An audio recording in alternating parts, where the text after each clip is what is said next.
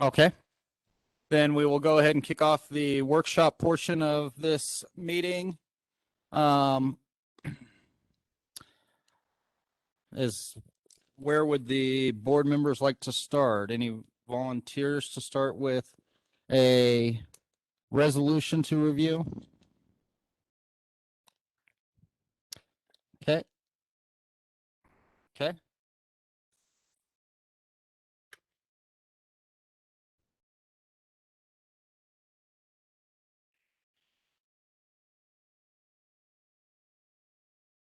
Okay. Do you want to go ahead and give us an overview since it just came out?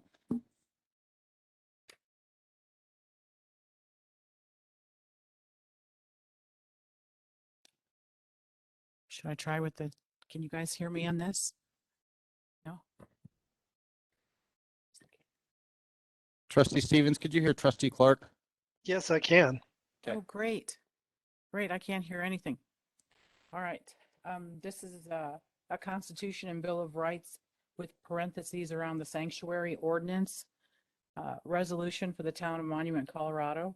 And it's an ordinance to preserve and defend the Colorado Constitution and the United States Constitution for the emergency restoration of the citizens' public health and safety by the Board of Trustees of Monument, Colorado.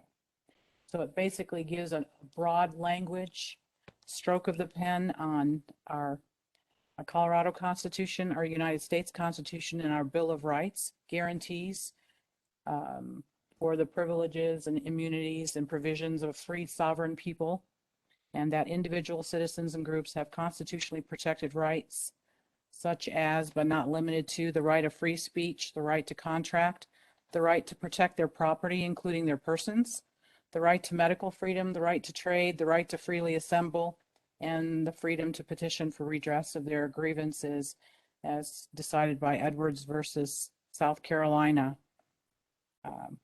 on that date.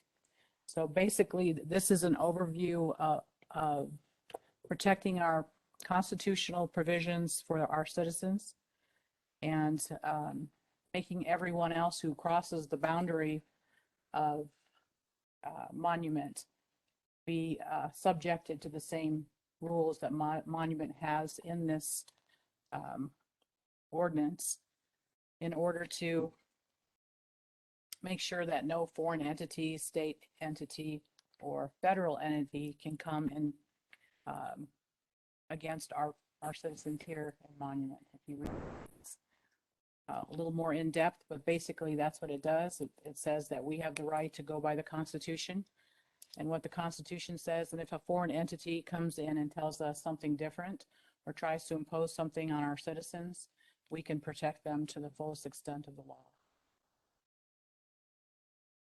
which incorporates medical stuff, Second Amendment rights, freedom of speech, freedom to contract to work.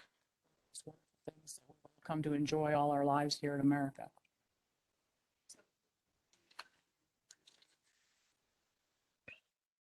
This is that broad base we had talked about the last time, where it can incorporate all those things. I still think we would still need other things too. This would be the most comprehensive thing. If they come over into our boundary lines, then they try to this that close your business because you're not wearing a mask.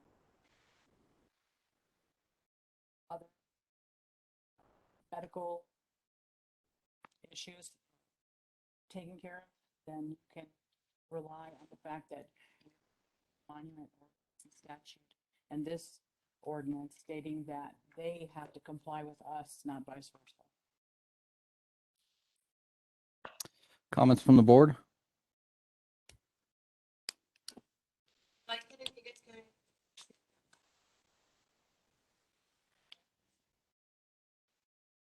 Of making the resolutions that Trustee Stevens and myself wrote. I think this is a broader resolution. I still think we would need the Second Amendment ordinance, obviously, but I like this. I especially like it after you revised it the second time. It's good. Thank you.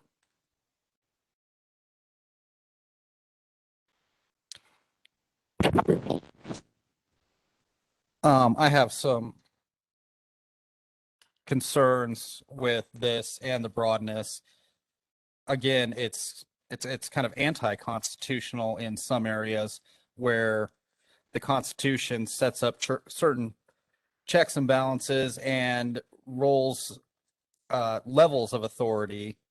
And I don't believe in the Constitution, that says that the town of Monument can succeed from the rest of the nation, because we don't like those parts of the Constitution that allow us to, whether it be elected governor or somebody we disagree with, that's part of how our Constitution works.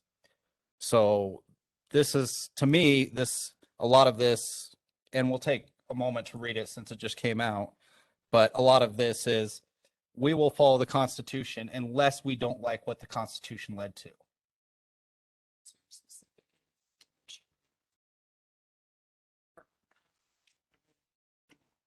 So just in, I don't know what paragraph is, they're not numbered, but where I got to find the beginning of this sentence. The Constitution of the State of Colorado and the laws of the State of Colorado, and by implication of serious question, we have a judicial system for that. So, my goodness. 1, 2, 3, 4, 5, 6, page 7 or so. There's no direct conflict with the Constitution. This whole resolution is about those coming in with mandates or executive orders or processes and procedures that conflict with the Constitution, not in accordance with the Constitution. We're stating that we are going to go by what the Constitution says, nothing else. But it also says that we're going to go by what the state constitution says. And if the state constitution gives the governor or any other authority the ability to do certain things, we're saying we no longer recognize that. Goes with the Constitution, always recognize it. But on those matters that don't conform to our Constitution, those are the matters that we're going to seek to protect for our citizens. I don't know where he is.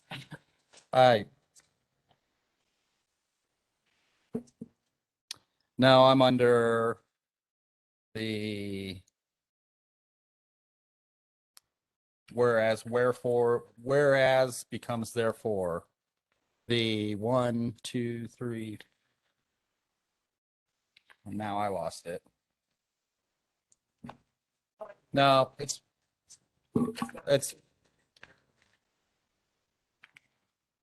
now I'm not sure I'm getting.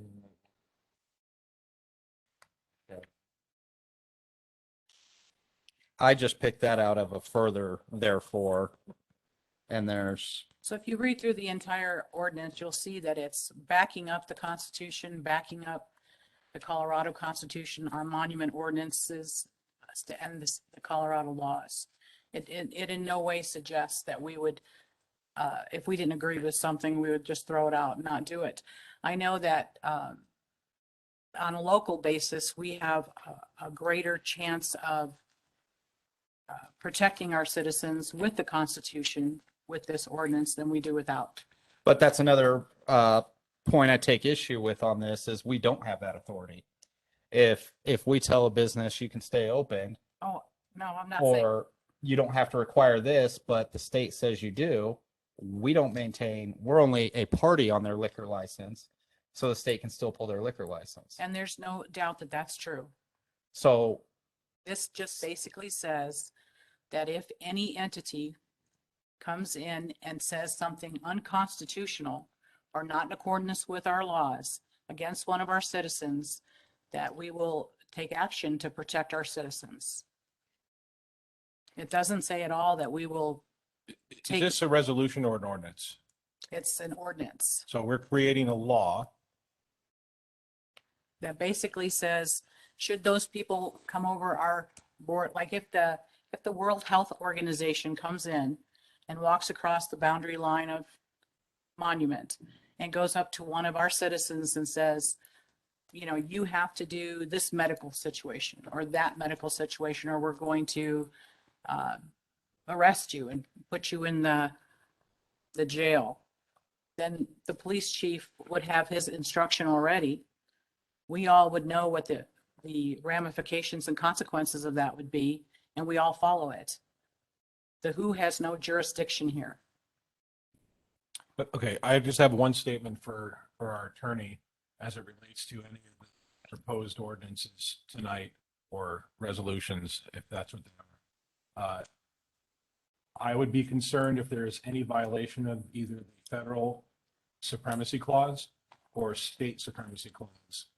And if you have the background to research that, otherwise we would need to, I thought we were going to seek a constitutional attorney to help validate the language in this, but supremacy clause reigns supreme, and we have no authority as a governing body to contradict that.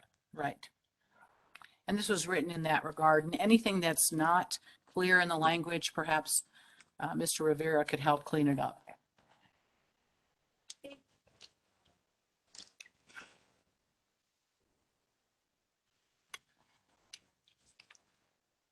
Gray area where we say we do have the authority to say if the state of Colorado or the federal government comes into Monument and says, we want your police to do A, B, C, D, or E, we're under no obligation for those police to do that.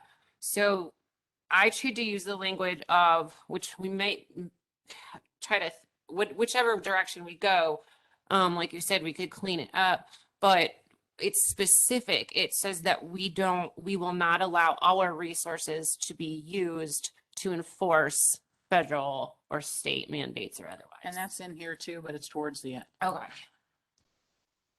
And I blew my That would be a font up. whereas. A whereas. Or therefore, I blew my font up really big, so I have 16 pages here to read it. So I didn't paragraph notated or anything, but it is definitely in there.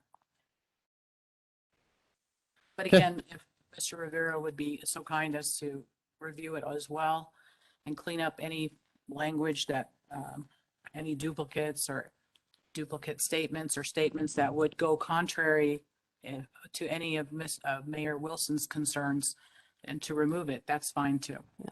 I do have a question on something specific. Okay, what is it? On page 4, therefore, I don't have a for it. well, it begins with, it's the first therefore. Okay, hold on. Okay, Do we have hard evidence based on our recent town population of just over 10,000 citizens and the amount of businesses that we can recognize that are operating in the town, that we have had egregious and unremitting losses of employment, businesses, homes, medical choice, et cetera, et cetera? Do we have actual hard proof that that is the case, that it has been, and what percentage of our employees have lost the ability to work through the mandates that you are pointing out? Because the mandates you're pointing out did not cause me personally to lose my employment with my New York-based employer. And so while I could be counted as unemployed during the pandemic, which I'm not now, but during that time, it did not come from something that the governor may have done. So based on what you're talking about here, which is violations of our citizens here due to what the government has done, do we have hard evidence that could be presented to the board to show this egregious and unremitting losses? again, this is the broad stroke of the brush as far as the language is concerned. We have had many, at least many of the businesses that I know here that have left, that have lost their businesses, lost their homes. I get emails every day. I'd be happy to share those with you, but I think probably from a broad-based perspective, you can go to the state's site and pull up those statistics if you wish. They have every business loss there, when it happened, how it happened, and the foreclosures that have happened from their businesses. The PPP was directly because of the losses the businesses were suffering. I would think if something like that went to court, the first thing they would look at is our sales tax and say your citizens did not lose. I don't disagree. Our sales tax numbers have done, I mean, if we base it on the amount of business that's been done in the town of Monument, our sales tax revenues have increased I think since that happened. pre-COVID to post-COVID. I think that happened because Mayor Wilson and the board at that time passed certain proclamations and such to open the businesses up. And that's why we not only did better because of that, but because surrounding neighborhoods were coming here to shop and eat out, etc., increasing our revenues and depleting revenues for those counties that they came from. I think it was a twofold prong that caused us a great deal of benefit. I don't know how we'd quantify that. Honestly, Trustee Clark, I mean, you can't up until this last week, you couldn't even go sit in the McDonald's because there's been staffing issues there. They can't open their restaurant. I mean, it's been in flux since the beginning. And I don't know how we can prove that people from Larkspur or Colorado Springs migrated to Monument just to go grab a taco. Well, I know how many times I invited people and they came. I mean, I don't know if a lot of that language is even necessary for any of these resolutions. That doesn't that has no impact, no bearing on the actions that we plan to take or not take.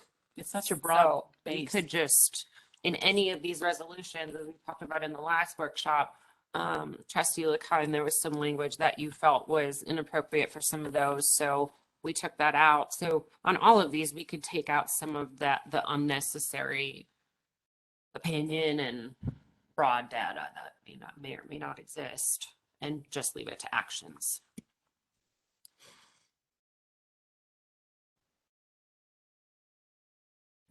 Other comments from the board?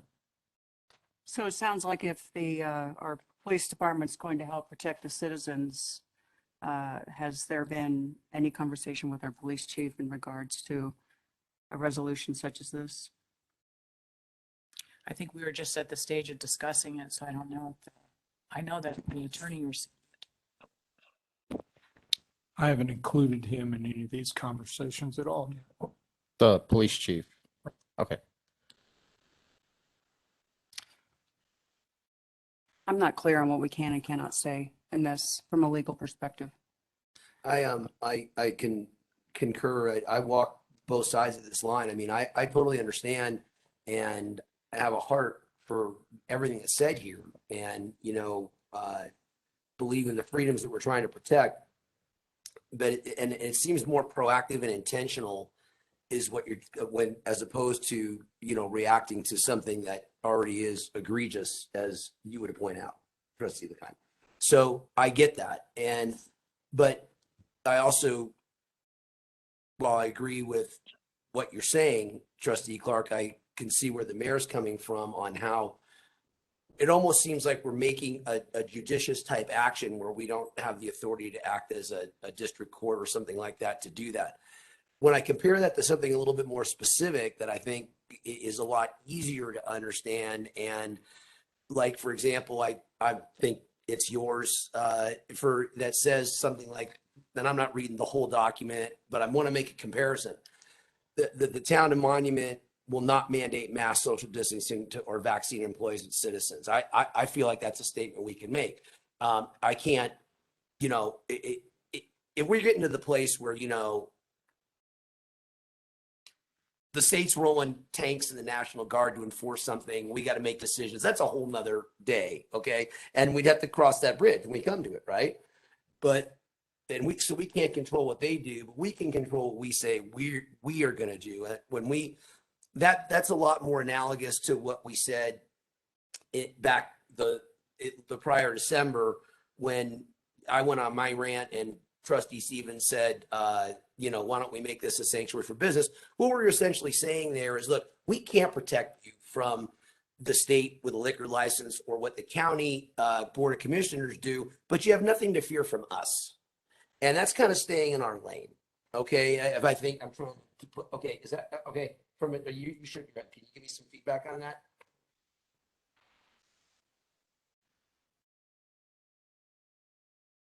I provided this guidance last time and I'll repeat it. A resolution as opposed to an ordinance. So a resolution is a policy statement. I think back to the red flag bill. I know I might not getting the name wrong, but that was a good use of a resolution where the board staked out a policy position, identified a particular policy position and disagreed with it. And that was, and it made your statement known. And it related to the town of Monument in particular. So those are the hallmarks. So to the extent it's a policy position, and it relates to the town of Monument, I think you're on solid ground. To the extent that you stray from that by requiring action, expending funds, or naming names, is the extent that you have the potential to run into some issues. So, and what I was agreeing with was with this idea of that you can set out and stake out policy positions, much like the resolution regarding for the police funds. That was it. We are setting our position. We're making our positions known to whomever and everybody, and we want to share these positions publicly so that you hold us accountable to them. That's what I was hearing before, and that's how I've heard you use resolutions in the past, and that's the safest way to use a resolution. To the extent, though, that again, that you take action or mandate action, to the extent that you expend funds or to the extent that you name names and aren't taking broad policy positions related to the town, is the extent that you are on less steady ground. Yeah. You can do. But you can support and articulate with abandon broad policy positions. So as, you know, and this would be then, and again, it would be up to us to draft a resolution or get language in the resolution. But to all three of your points, then, when I say Trustee Clark, Mayor Wilson, Trustee LeKine, if this is a resolution, the concerns that you might have or you might have aren't, that's not a law. It's not something that we're expecting to get tested in court. It's just saying, hey, this is the direction that we believe. And that's basically it. Okay, so then we're on very safe ground there. Except for the fact that I asked very specifically at the beginning of this if it was a resolution and ordinance, and Trustee Clark said it's an ordinance. I think Trustee Clark was intending it to be an ordinance. And what I'm saying is, well, I'm not speaking for her, but after the counsel that we just received from our attorney, I would say that it would not be applicable for an ordinance. I agree, because I think we put ourselves in harm's way legally if we start mandating and dictating what actions we will take to circumvent what the state and federal government has the power to do over us. Okay. However, then let me go back to what I was commenting on in her language, which is very, again, more specific, where yours is more general. I think it would be, based on what you just said, but correct me if I'm wrong, to make an ordinance that we will not mandate mass social distancing to force vaccine on its employees or citizens. It depends on the wording, but and let me take a second, but you're a statutory town. As a statutory town, you have to find a basis in the Colorado revised statutes to base any action upon. And you have very broad powers as a statutory town for public health initiatives. And so, depending on the wording, I suspect you probably can say something along the lines of, in the interest of our determination of public health, we take following action. We would need help with your wording on that to pursue it properly. Yeah. Okay, which is why we're having this workshop. But I think, but at the same time, and public health orders are a unique animal because how would I phrase? I'm trying to think of the right way, but let me just say it this way: when Douglas County left Triview, no ill came of it because they had the power to, because they were exercising, as I understand, their power over determination of public health. And so you have broad powers in that regard.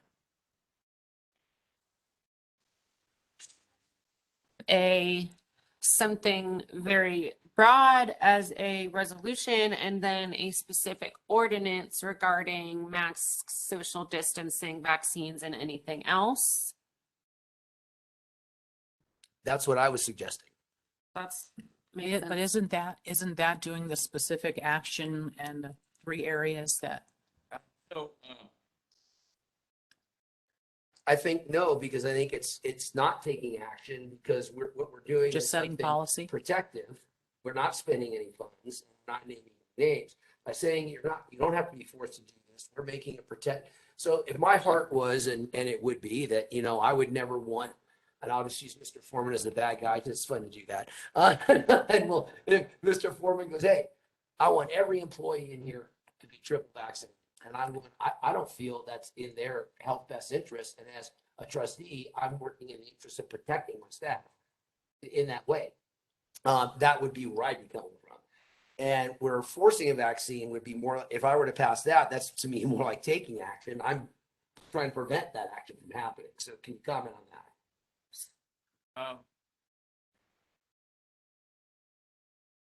I'm going to use an example from another state.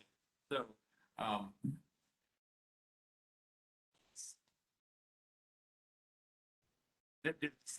so my understanding is these public health orders, they come from the county. And if they come from the county, they're for the enforcement of the law. And the town is not required to enforce it.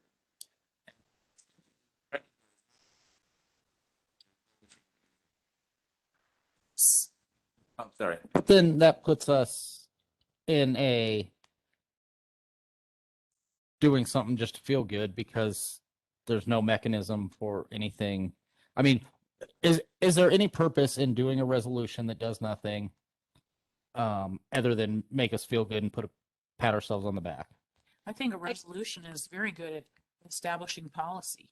It also sets the tone for businesses, for employers as to what direction they might want to go if they're at all unsure. Additionally, if I think of the example of if we have a bar that says we're going to go ahead and mandate vaccines, what we're saying is you can do that, but we're not going to send our police to help you figure out public health. That's not our police officers' jobs. Now, if somebody's trespassing, obviously it's a whole nother, but we are not going to use our resources to enforce your public health wishes. I also, to comment on Mr. Mayor, I hear what you're saying. At the same time, because of the times that we're in, which could be some of the most unique times our country's ever faced, I think local government is important. And I think that if enough towns, cities, and counties show sentiment, courage begets courage, complacency begets complacency, and fear begets fear, period.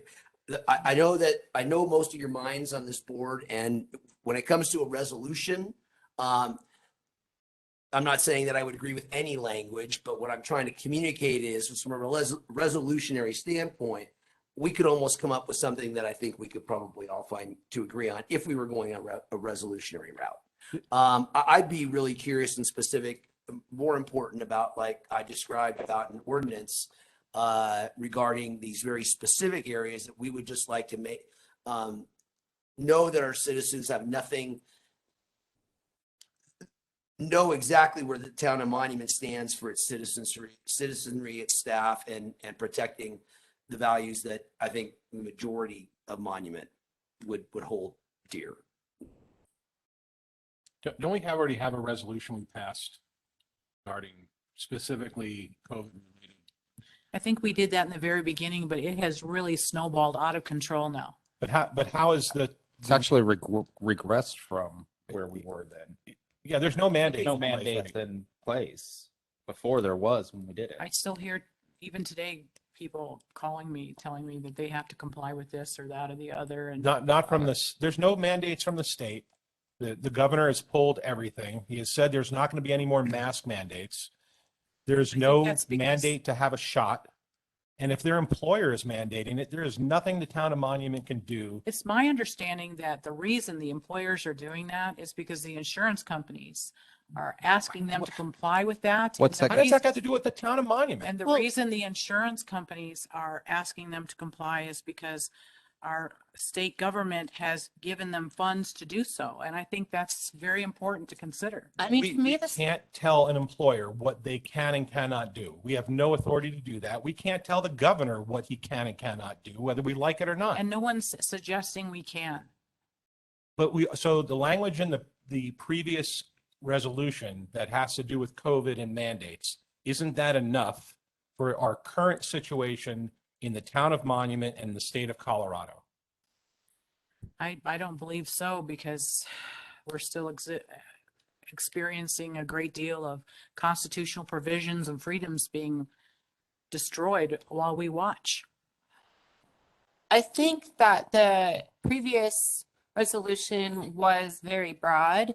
I think it's important to specify that we're not going to use resources to enforce these things because, with all due respect, we can say all day long that Governor Polis isn't going to make more mandates, but that I don't take anybody at their word, and I'm not going to take a larger government at its word. So there's a new variant. How do we know that things aren't going to change over the course of the next 3 to 6 months? Frankly, I have no trust that there aren't more mandates coming, whether statewide or national. So I think the point of this workshop is to have further protections for our citizens and make sure that the next round of this, whatever it may be, we're very clear in how we're going to act or not act. But that, to Trustee Lakine's point, that last resolution said we were not going to enforce. So why would it be different saying we're not going to enforce now versus? I think we'd have to see that resolution again. I don't think she was here when we did that. And you're right, it was broad, and I actually brought it back to the board to see if they wanted to make it more in depth. And the board's decision was to keep it broad. So, just to avoid out of sight, out of mind, Trustee Stevens, do you have any comments you'd like to make? Yeah, I mean, I originally proposed a resolution that was much more specific and not as broad. I said I didn't like the term of sanctuary because it kind of gives the impression that we're kind of, going rogue. I think if we maintain our position of just standing against the vaccine mandate and and passports, I think that was the focus that I thought was within our lane and would be most effective. So that's kind of where my position hasn't really changed since last time. And Trustee Stevens, can you hear me? Yes, I can. Great. I read through that revision and I thought it was excellent. I still would put in the word foreign entity though. Yeah, okay, we could do something like that. But yeah, I tend to be more inclined to be specific and state our policy as a resolution is where my position is on that. Okay, is there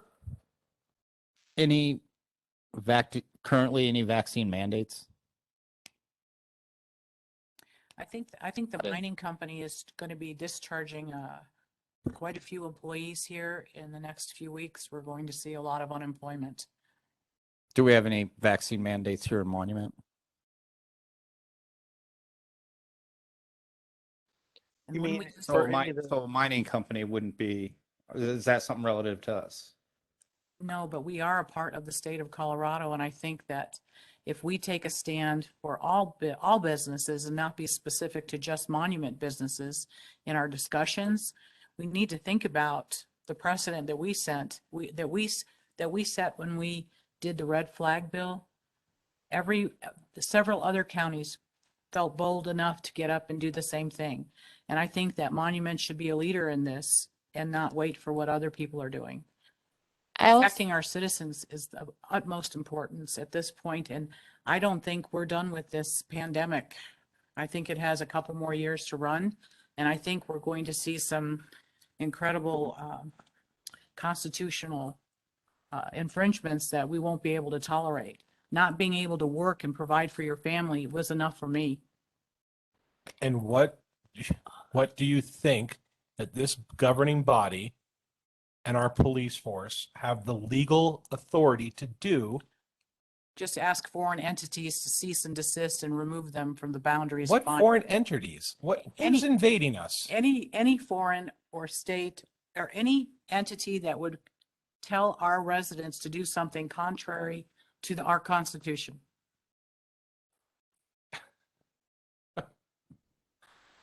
Okay. So whichever direction we want to go, resolution number 8 of 2021, the previous COVID resolution, is titled "A Resolution Reasserting the Rights of the Town of Monument and its residents and condemning the unconstitutional limitations imposed upon their freedoms by the Governor of Colorado."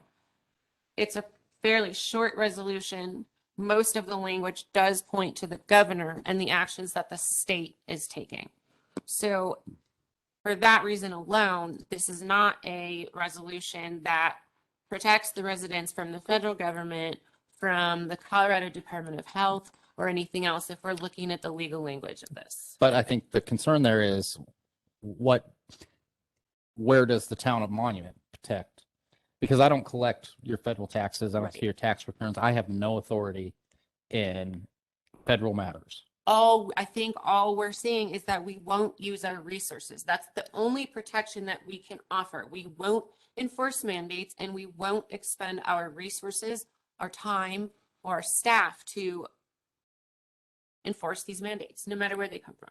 I think he's here now if you want to ask that question.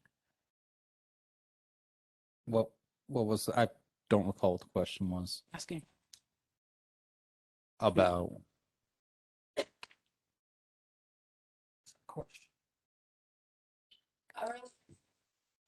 Yeah, I don't, was it you, Jim? I asked earlier if any of this information that's going across our emails has been brought before our chief. And Mike, you'd mentioned no. And, we're not probably far enough along to. Until you make more decisions.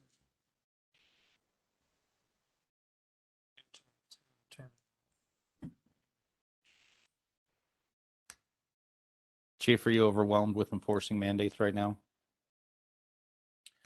No, we've continued to remain in the educational mode. Since It's a good our proactive endeavors. So a very good scripted answer.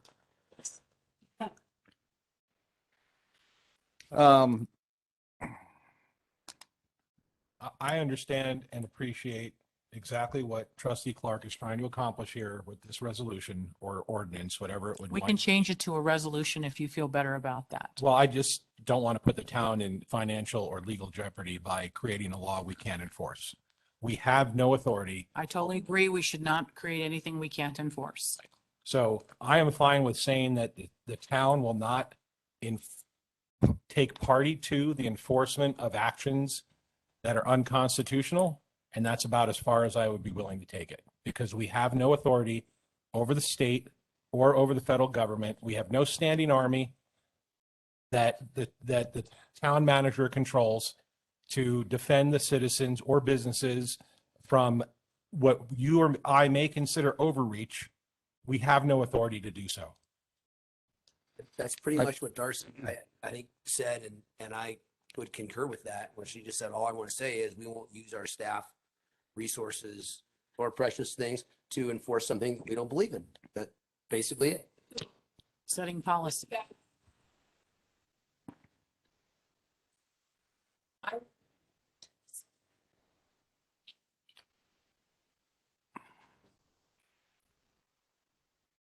Action. I have to bring it back up and read it. So we can move into that resolution for about 10 minutes if we want to. To add additional comment to the resolution we're currently on. I think it's too much. I think it's too wordy. It just seems like a lot, and I think it can be confusing. And I think the resolution that you are wanting to move to discuss next is much more basically the same thing, covered in kind of the same idea. I mean, I don't know. Does everybody want to discuss the next resolution? Well, I had some points on the top of my head about this now that it comes back up. I totally get what you're trying to do. I'm guessing this is stemming from the recent law that was passed in the state legislature regarding what metro districts may or may not be able to do. Or is this? No, we're Yes. I was on the 2A. Yeah, I was on the 2A. were we moving to constitutional sanctuary status? Or, I'm sorry, I assumed you were referring to this. I missed it. The 2A was on my.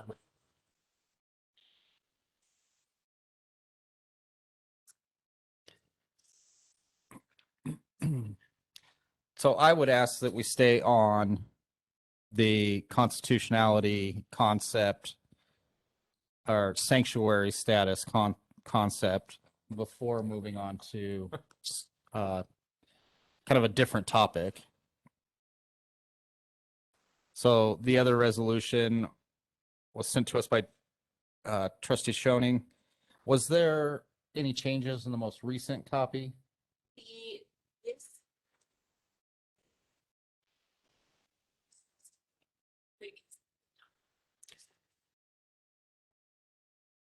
Was that different than the copy yesterday? Yes. So I got another one. Okay. So do you want to give us a brief overview of this copy?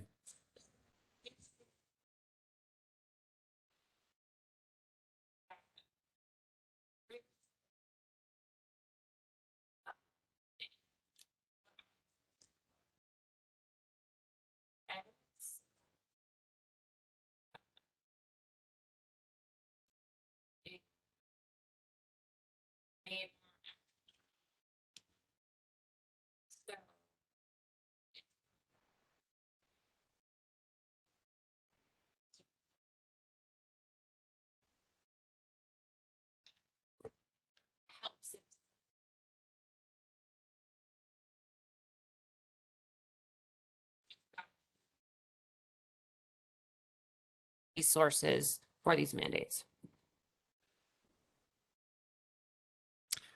And I think that sounds like more of the direction the board wants to go. Am I correct in that?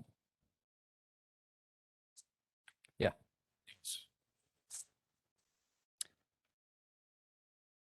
Agree. I think there still is a little bit of inflammatory language, like paragraph 5. Our governor has a certain perspective on things, and we have our own perspective on things. So, yes, that's a little inflammatory. And also, it's not clear to me, is our county health department actively encouraging or requiring children to get the vaccine? I think I've seen commercials and web posts from the El Paso County Director of Health. She has been on various commercials encouraging children to parents to get their children vaccinated. The blonde lady with the lab coat. I think I know who you're talking about. I think, yes. But not a mandate yet. It's encouragement right Okay. now. Yeah, I've gotten emails from them on my Town of Monument email regarding that encouragement as well. That's right.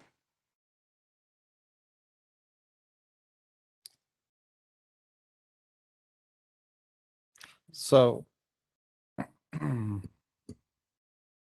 I agree with Mayor Pro Tem Elliott that there is some inflammatory language. I don't, and she mentioned paragraph 5. Paragraph 7. I'm worried that, does this have pharmaceutical companies that manufacture vaccines have been protected from liability related to injury or death However, businesses and all other institutions or individuals who mandate vaccines on any human being are not protected from liability. Does this have any bearing on what is in our authority? Or is this just a statement? I think you should keep that in there because I think it's important that people understand why we created this to begin with. You take out all the reasoning, then what's left is illogical probably in the future. And again, I'm going to say that being specific with using the word COVID is not going to help us in the future when they come up with the Florina, whatever, Corona one. Yeah, the Florona one that's happening next. We're going to have to do this every single time without that broad brushstroke. You just use Well, the if we word want- virus. If we want to change it to say something other than COVID, I'm not concerned about that. But I am concerned that our businesses are aware that they do have liability involved if they do mandate a vaccine. And I think this is within our authority to inform them and say that, okay, if you mandate a vaccine on your employees and your employees get very sick because as a result of that, the protection that the pharmaceutical companies have against liability and protection does not extend to the business. Therefore, you pretty much have to take that on your own. And I think we need to create awareness. So that's why I added that section there. It's not a requirement of any sort. It's just a simple communication of the fact that this could come back to create some problems for an individual for a business who decides to initiate a mandate. And I think that's an excellent point to make, Trustee Stevens. The businesses have to know that no matter how much incentivizing they might get from future programs, the right of the individual to due process of law and equal treatment under the law is still available to them for recourse should anything happen to them, not just in the form of taking medications, but the loss of their jobs and the coercion if they don't comply with their employers. I think we need to protect the citizens in that regard. So I really appreciate your leaving that in there, Trustee Stevens. Before we wrap this up, with a brief recess for regular meeting, is there any other comments on the resolutions that we've discussed tonight? I think we should still consider that broad brush because I think it'll be the most beneficial and it could be cleaned up to accommodate everyone else's needs to feel good about it. So I would like to encourage another look. Okay. What's the next step? I would say we continue to another workshop. I think we're getting whittled down to what we want. Should we ask Mr. Rivera for some suggestions on language for that next workshop, preemptively or not? And maybe we can ask Mr. Rivera to take all three of these resolutions. We could maybe pass all three of them in a whittled down fashion to make sure that all of the concerns are addressed. I would like to, that would be helpful to me to have a third party take some of these comments and some of this language from all three of these and see if we might be able to come to one document for the next workshop. Okay.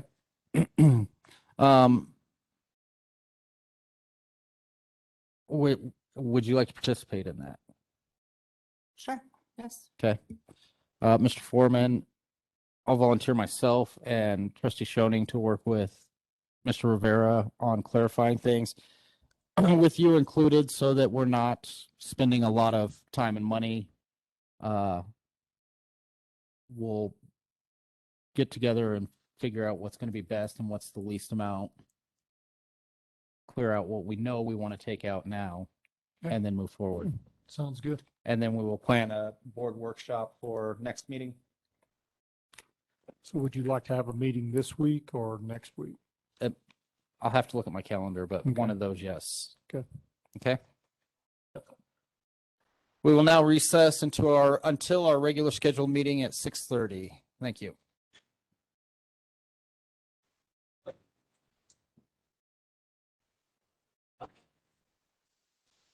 Drew, we're good? Okay.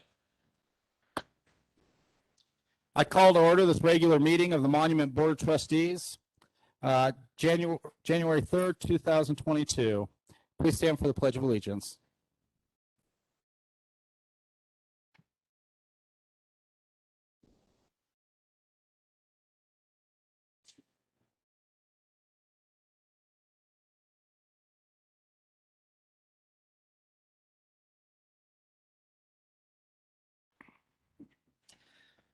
Sorry. Ms. Hogan, will you take roll, please? Mayor Wilson, Here.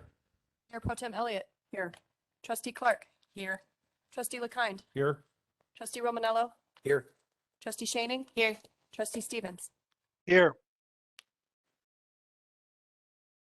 Okay, before us, we have a consent agenda. Is there any modifications or a motion to approve the consent agenda? I'd like to make a motion to approve the consent agenda. Second. We have a motion and second. Ms. Hogan, will you take roll, please?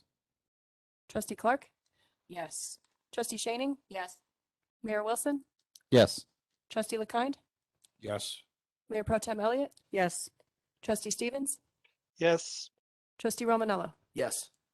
Okay, that motion passes 7-0.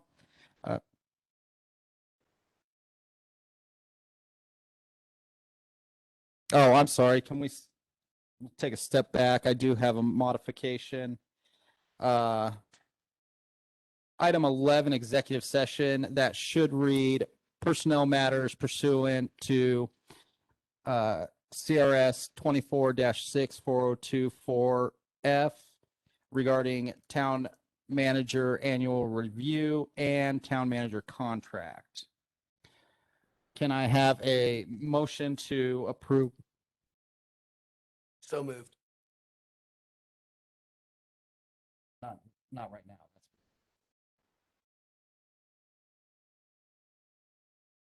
Okay, so we have a motion. Do we have a second? Second. Ms. Hogan, will you take roll again on the motion as modified? Trustee Clark, Yes. Trustee Shaning, Yes. Mayor Wilson, Yes. Trustee LeKind, Yes. Mayor Pro Tem Elliott, Yes. Trustee Stevens, Yes. Trustee Romanello. Yes. Okay, that motion passes 7-0. Okay, now item number 4, Police Department promotions. Chief Hemingway.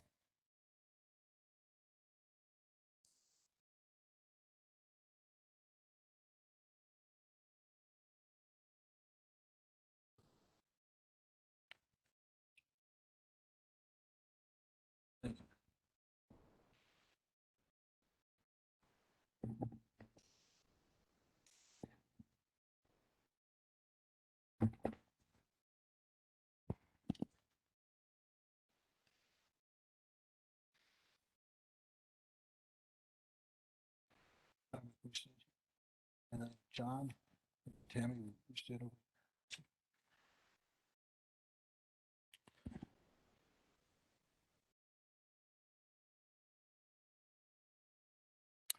Good evening, Mayor and Board. Tonight's a tremendous honor as we again break history in the Monument Police Department with the appointment and promotion of 2 commanders.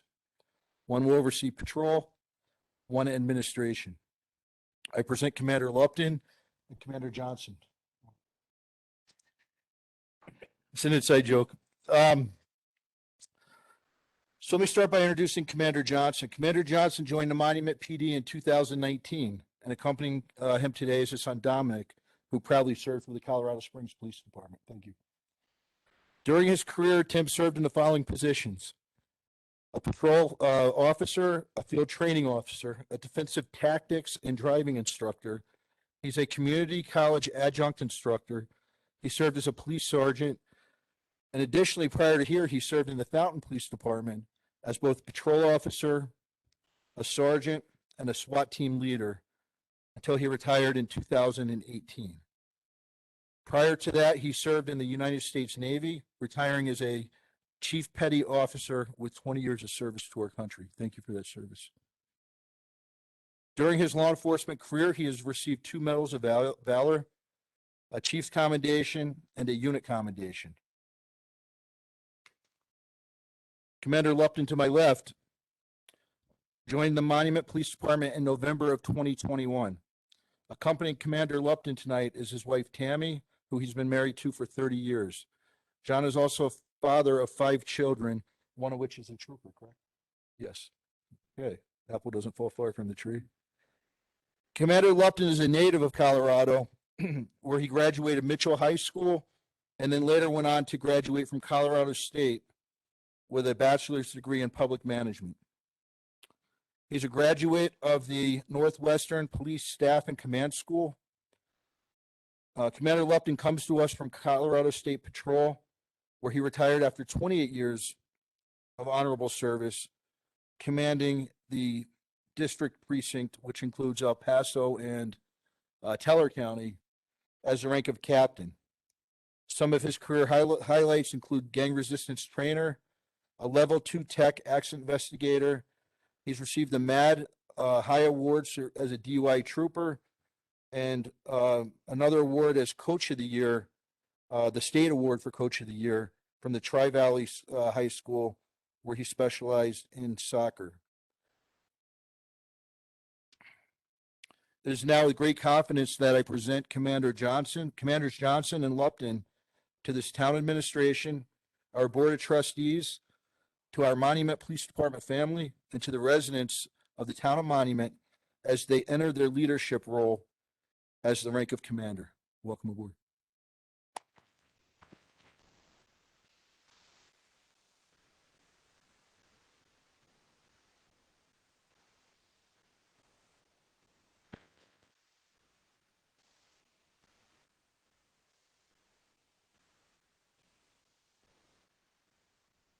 This time I'm going to ask both commanders to raise their right hand as they swear in for the oath of office. If you want to move it. I state your name. Do solemnly swear or affirm that I will support and bear true faith and allegiance to the Constitution and laws of the United States of America, the state of Colorado, the ordinances of the town of Monument, and that I will defend and protect the lives, safety, and property of the people of Monument, and that I will faithfully and impartially discharge the duties of the rank of, of the office of commander according to the best of my ability. So help me God.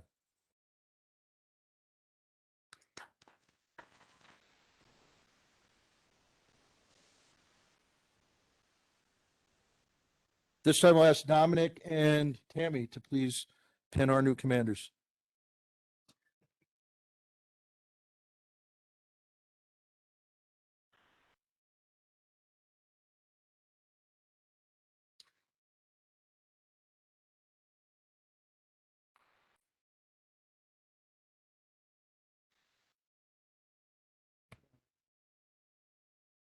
Come on, every day.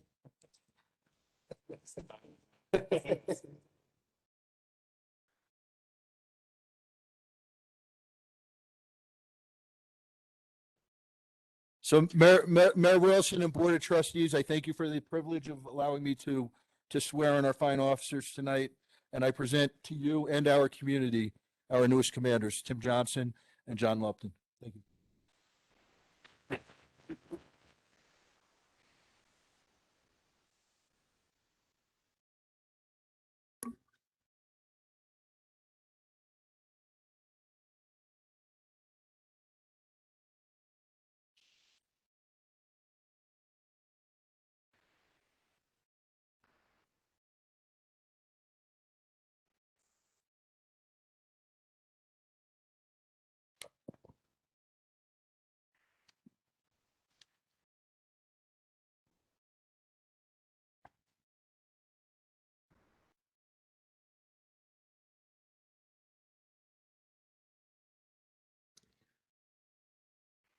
Well, welcome aboard, Commander Johnson and Commander Lupton. We're glad to have you. We look forward to it. Item number 5 on the agenda, presentation, Pikes Peak Area Council of Governments, Mr. Gunning.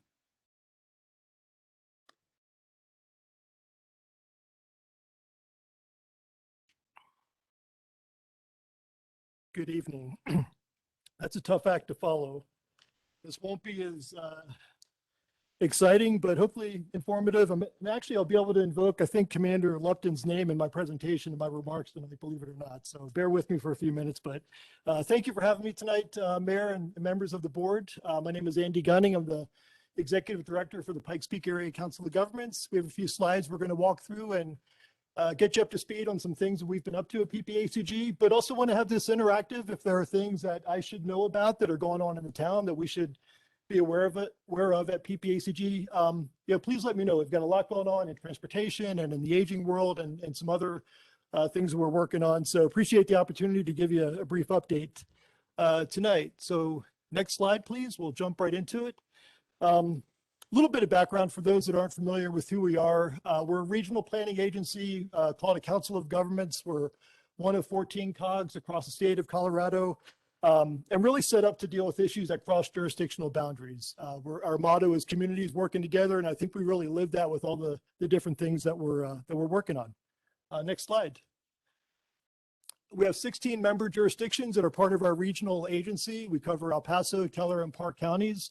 And the 13 cities and towns within those 3 counties. So the 16 member jurisdictions really comprise our membership. Our governing board is made up of elected officials from each one of those jurisdictions. Currently, our chair is Commissioner Stan Vanderwerf from El Paso County, Vice Chair Sharon Thompson from the city of Fountain, the mayor of Fountain. Mayor Wilson serves as our treasurer, most likely for a second term here in 2022. So appreciate your support there. And a whole array of other elected officials across our region. Next slide. Just going to briefly mention, we've got a strategic plan that really drives everything that we do. We've got a couple of specific programs we're focused on, and I'm going to touch on those briefly tonight. But kind of underlying all of that is a strategic plan that our board adopted back in 2018, and then did a mini update about a year and a half ago. And it really hits on a number of different themes within those goals. Advocacy and information sharing are big, but we're really set up as a collaborator and a convener, again, to deal with issues that cross jurisdictional boundaries. Mostly within the program areas that we're focused on, but other areas that come up as well that kind of require that cross jurisdictional perspective, if you will. But our strategic plan pretty much drives everything that we work on. Next slide, please. I'm going to touch on really 5 main program areas that we have. Legislative advocacy, followed by aging. I think environmental planning is after that, military planning, and then finish up with transportation planning. So starting with legislative advocacy, this really focuses on state legislative issues. And I think over the past couple of years, we've really been sort of building some good muscle memory around getting pretty active collaboration within our region around state legislative issues that impact us as a whole. Not going to go over the themes that we have, but you can see what our overarching themes are for our legislative committee and also the 2022 themes that we have. But I was going to touch on the 2022 legislative priorities, things that we're really focused on for next year. Actually, before I do that, I should mention that this is really a subcommittee of our overall board. We've got 2 co-chairs, Mayor Sharon Thompson from Fountain, Park County Commissioner Dick Elsner, and a bunch of other elected officials from our board pretty much comprise our legislative committee. But our 3 big priorities that we have for 2022, one deals with affordable senior housing. Affordable housing is a huge issue across the entire region, across the state. And we've got a couple of specific ideas as far as how we can deal with senior housing, especially since that does fit in with one of our programs at PPACG. Second big one is really identifying funding opportunities for wildfire mitigation. I'm going to talk about this a little bit more in just a few minutes as it ties in with our military planning work that we do, but there's a lot of opportunities out there, we feel, at the state and the federal level to really identify some funding opportunities to bring those back to do some mitigation before we start having pretty drastic wildfire impacts. And then third, I'm going to talk about this a little bit more later too, as I get into transportation issues, but we're going to look for some funding support around greenhouse gas emissions rule that was adopted by the state just last month. It's gearing up to be a pretty frenetic legislative session again in 2022. So we're trying to do what we can to play defense where we need to play defense, but also be a little bit more proactive and really identify what our voice is for our region, for our key priorities. Next slide, please. Shifting into aging, we serve as the area agency on aging within the region. And really the main goal there is to help our senior community stay in their homes and in their communities as long and as independently as possible, kind of the overarching goal there. Next slide. Not going to go into this in great detail, but we provide a lot of service within our offices, but then also we contract out with a bunch of different service providers throughout our region. Some of the things we provide in our office, we provide a lot of consultation around Medicare, pretty complicated process to sign up for Medicare insurance, obviously. We provide support around family caregiver needs. If you're taking care of a senior in your family or in your neighborhood, a lot of us aren't equipped or trained to be able to do that. So we provide a support center that helps folks navigate those needs. We provide an ombudsman program helping seniors that live in long-term care facilities and deal with crisis issues and other conflicts that come up in those situations, and a lot of other advocacy and information sharing that we provide around our senior needs. Funding for service partners, I didn't list them out in great detail here, but we also provide a lot of funding to a bunch of different agencies throughout the region. Silver Key and Envita provide critical transportation needs for our seniors. We've been partnering with the Mountain Community Mennonite Church for a number of years. I know they provide some housekeeping and home tour services for our seniors within the Tri-Lakes area, and a whole host of other service providers throughout the region. Next slide. Shifting into environmental planning, it's really focused on two main areas where we kind of focus our efforts. And actually, I think they're on the next slide if you want to jump ahead to that one. We're really focused on primarily water quality and air quality within our environmental planning. Not going to say too much about water quality, but that really deals with our watershed health and also our wastewater treatment facilities we have across our region. They need to be consistent with the long-range water quality plan that we've put together a couple of years ago. But I'll kind of leave it at that for now. Air quality is really kind of a bigger concern that we have right now. One of our bigger issues that we're dealing with in 2022 and going forward for a while. We're required to track how we're doing with 6 major pollutants that are identified by EPA that we have to look at as the urbanized area in Colorado Springs. And we're doing okay with 5 of them, but the one that we're kind of on the edge of not quite meeting the standards on is ozone, or ground level ozone. Not sure how familiar you are with it, but ground level ozone, it can cause serious damage to your lungs, especially for our older population and very young children and infants. Causes problems for those with underlying health conditions and lung capacity issues. So we are basically right at the level of where EPA says our ozone emissions levels need to be. Otherwise, we could get classified as non-attainment. It's a complicated pollutant. Not going to get into the details with it, but it comes from a bunch of different sources. Comes from vehicle emissions, power plant, power generation, some manufacturing processes. So it's a bunch of different sources that really cause ground level ozone. It's also impacted and exacerbated by wildfires. So we've had a couple of really bad wildfire seasons the past 2 years. 2020, we had the 3 largest wildfires in state history. We had a lot of wildfire smoke in 2021 that didn't come from Colorado, but came from outside the state. So as a result of the emissions that we're producing, that we're seeing in other parts of the state and then coming in from other states, it's really kind of put us in a precarious place here where we're just barely meeting the EPA limits on ozone. So I'm concerned about that. If we end up in this non-attainment status, it's not going to happen overnight, but over the next couple of years, we could possibly be designated. And that ends up being about a 20-year process where we have to identify how we're going to get back into attainment. So it impacts all of us. So I thought it would be important to realize that that's something out there that we're dealing with. I think that was it as far as air quality. So next slide. Just real briefly, we work with our military installations, our 5 installations on what's called a compatible use planning program. We try to make sure we're not making bad decisions on the community side that impact our military installations.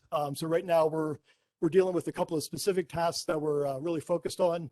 I alluded to one of them already, and that's dealing with wildfire mitigation. That really kind of falls under this planning area. But we're working with our military installations on the defense side and the civilian side, the community side, to really figure out how can we do a better job of dealing with managing the wildfire risks that our installations face. You know, we're in an urbanized area of about 730,000 people, but also have some pretty significant installations right within our urbanized area. And we're also adjacent to a large U.S. Forest Service area and BLM land. So I think we're kind of ideally situated to have to really deal with these wildfire risks and get further ahead of them and try to find some ways that we can do some mitigation. So really looking at ways that we can work with our military installations, the community, and go after some state and federal grants there. Next slide. And really the last category, I put this under our transportation planning as well, but going to touch on a couple of different aspects of transportation work that we do. One of them deals with our Rural Transportation Authority, the PPRTA. We've got 6 member jurisdictions, just added our 6th one, the town of Callahan, with a successful election they had back in November. So we work with those 6 jurisdictions to administer the 1 cent sales tax that goes to transportation improvements, roadway improvements, and transit investment across those jurisdictions. Just leave this open for anytime we go out to any of our other jurisdictions that aren't part of the PPRTA. We're always willing and interested in having the conversation. If others wanted to join our transportation network there, we're doing some really good work across the entire region. It's been in place since 2004, 2005. So always interested in having the conversation if other jurisdictions are interested in joining. Next slide. Beyond the Transportation Authority, we also coordinate transportation planning, which is sort of like a basic responsibility within the urbanized area around Colorado Springs. We call it the Metropolitan Planning Organization, or the MPO. And basically the MPO boundaries, they don't cover our entire region in El Paso, Teller, and Park counties, but just within our urbanized footprint, if you will. So Monument's part of it, Palmer Lake to the west, to the south, City of Fountain is in this MPO planning area, and it goes up to Woodland Park to the west as well. And to the east, it kind of stops around Falcon, that area. Next slide. So within that MPO footprint, we have to plan for what our long-range transportation needs are. I'm going to jump around a little bit, I think, on the bullet points here, but on the second one first, we're responsible for putting together a long-range transportation plan.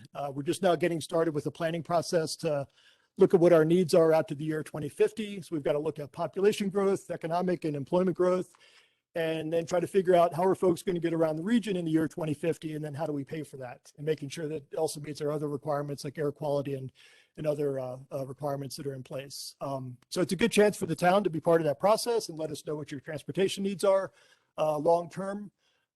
It feeds into the very, very first bullet point that I'll highlight here, and that's our fiscal year 2023 to 2027 TIP, or our Transportation Improvement Program. It's basically like a CIP for transportation investment throughout the region. We have to identify any transportation projects that are going to be funded that relate to our long-range plan. They've got to be in this TIP, and we have to identify when those projects are going to get underway. I know we've got a key project on Jackson Creek Parkway that's part of our current TIP. Think about a $2 million project. So there has to be a relationship between the TIP and that long-range plan, but it all starts with what the town identifies as far as what their transportation needs are. Going to skip over the Tri-County study because that really just applies to areas outside our urbanized area.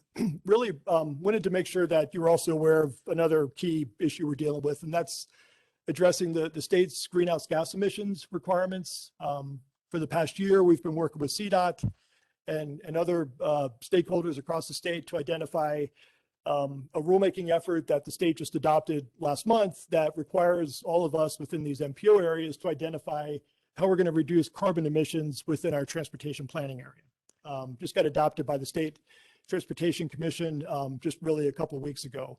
So we have concerns about it. We don't feel it's going to really achieve what the state feels it's going to achieve, but it's going to really impact how we have to approach our planning process. we have to look at, and really kind of be judicious as far as looking at capacity projects and making sure we balance those with other investments that deal with mitigation, like transit investment and investment in bike lanes and sidewalks and things like that, that try to reduce trips in areas like in our downtown areas. So a lot more to come about around that.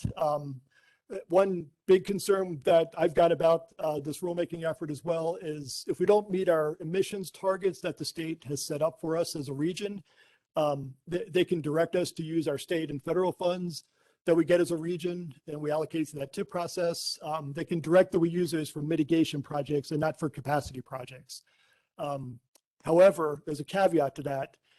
They can't do that within our transportation authority, within the PPRTA. So for any local or regionally generated funds that are below the state and the federal level, they can't touch those. So I just wanted to just mention that.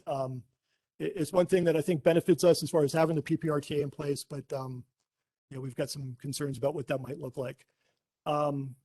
Next bullet, another key thing that we're focused on right now is traffic safety. And this is where Commander Lupton actually comes in.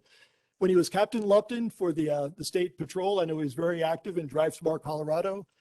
Thankfully, he really helped us kind of keep the momentum there. And we just recently transferred Drive Smart as a separate nonprofit to under PPACG because we realized that we've got some really serious concerns around our traffic safety, really high rate of serious and fatal crashes throughout the region.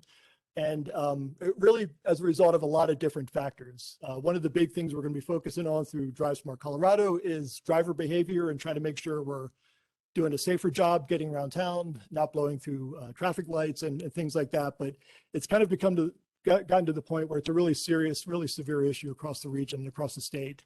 But the numbers that we have here in our region especially are pretty bad.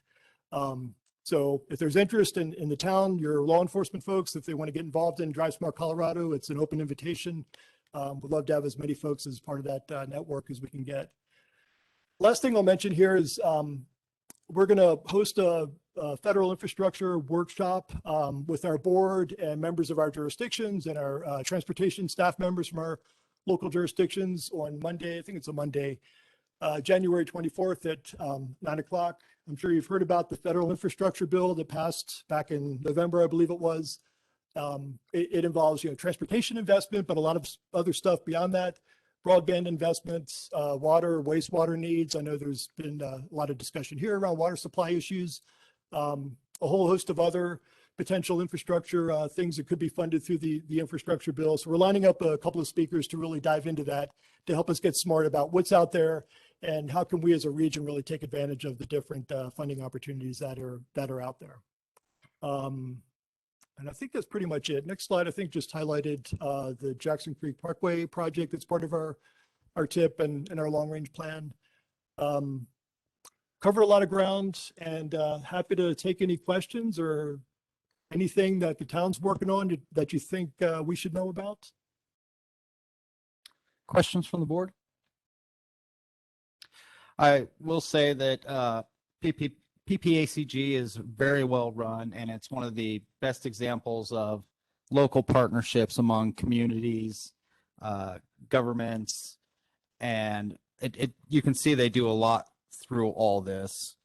We do have, as Mr. Gunning mentioned, we do have the transportation project already in the TIP plan, and we are also working with PPACG moving forward with our water project, and we're not sure how exactly that'll work, but we have discussed it with them and look forward to moving forward with that. There are no questions from the board. Mr. Foreman. Mayor, if I might. Mr. Gunning, thank you for your support on the design and the expansion of Jackson Creek Parkway and other roadways in the town of Monument. Without your continued support, these projects would take longer to complete and cost our town millions of additional dollars. So we can't tell you how much we appreciate your support of the town of Monument. I know he's been talking about Old Denver Road with you and how we're going to finance that in the future. So definitely another project that we want to get on that next TIP. Sure. It's what we're here for. I'm glad to hear that. Thank you, Mike. I appreciate it. Good. Thank you. Thank you, Mr. Appreciate it. Gunning. Take care.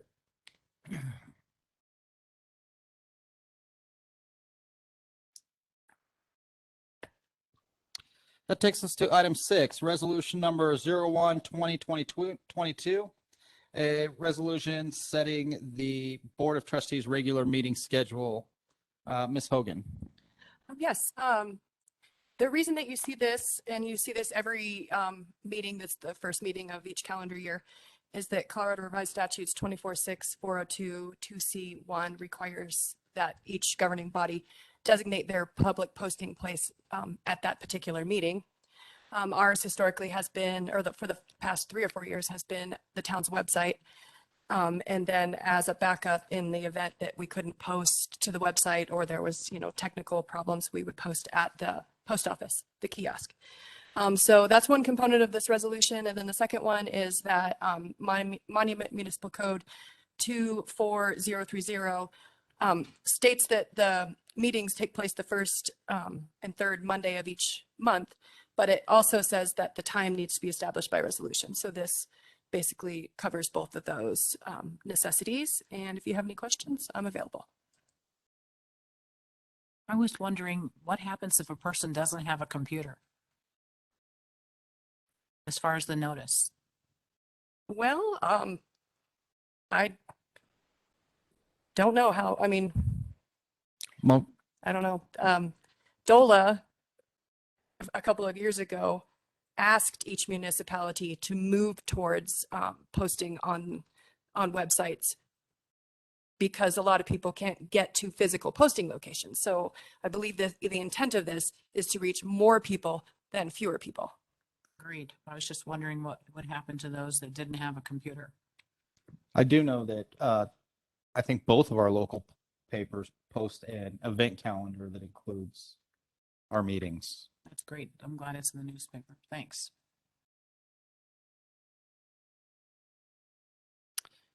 Are there any other questions? Ms. Hogan, we don't need to do anything specific to that. The time is already in this resolution, so we don't need to do anything specific. Correct. Unless you wanted to change that. Okay, if there are no questions or comments from the board, I will look for a motion. I'll make a motion to approve resolution number 1 of 2022, a resolution setting the Board of Trustees regular meeting schedule and designating posting places for public meetings. Second. We have a motion and a second. Ms. Hogan, will you take roll, please? Trustee Shaning? Yes. Trustee LeKind? Yes. Trustee Romanello? Yes. Trustee Stevens? Yes. Trustee Clark? Yes. Mayor Pro Tem Elliott? Yes. Mayor Wilson? Yes. That motion passes 7-0. Item 6B, Resolution 02/2022, a resolution adopting a remote participation and remote meeting policy. Mr. Rivera. Thank you. This policy is fairly straightforward, and it's a result of the guidance that I received from the board. In essence, what I attempted to do was to make it so that remote participation is equal to, in all respects, in-person participation, so long as there is meaningful participation among all parties. And that's the standard that the courts use. And basically how that phrase is interpreted, meaningful participation, is that to the extent that the virtual experience is equal to and the same as the in-person experience, i.e. everyone has the same information, everyone has the same documents, everyone can hear and see one another, then a remote meeting, remote participation is equal to in-person participation. And that is the intent of this resolution, to make that so. The resolution is fairly straightforward, and then it is accompanied by a policy, and the policy goes into a little bit more detail regarding how to define remote participation and or meaningful participation. And that those standards can be found on page under Roman numeral 2 under the exhibit. Any questions? Okay, questions from the board? I have a question. So we would be voting on anyone on the board having the authority to participate remotely however much they want in perpetuity until this is canceled. And that would include also public participation as well. So basically setting forth a policy that so long as there is meaningful participation among board members and between board members and the public, then a virtual meeting is equal to the same as an in-person meeting in all respects.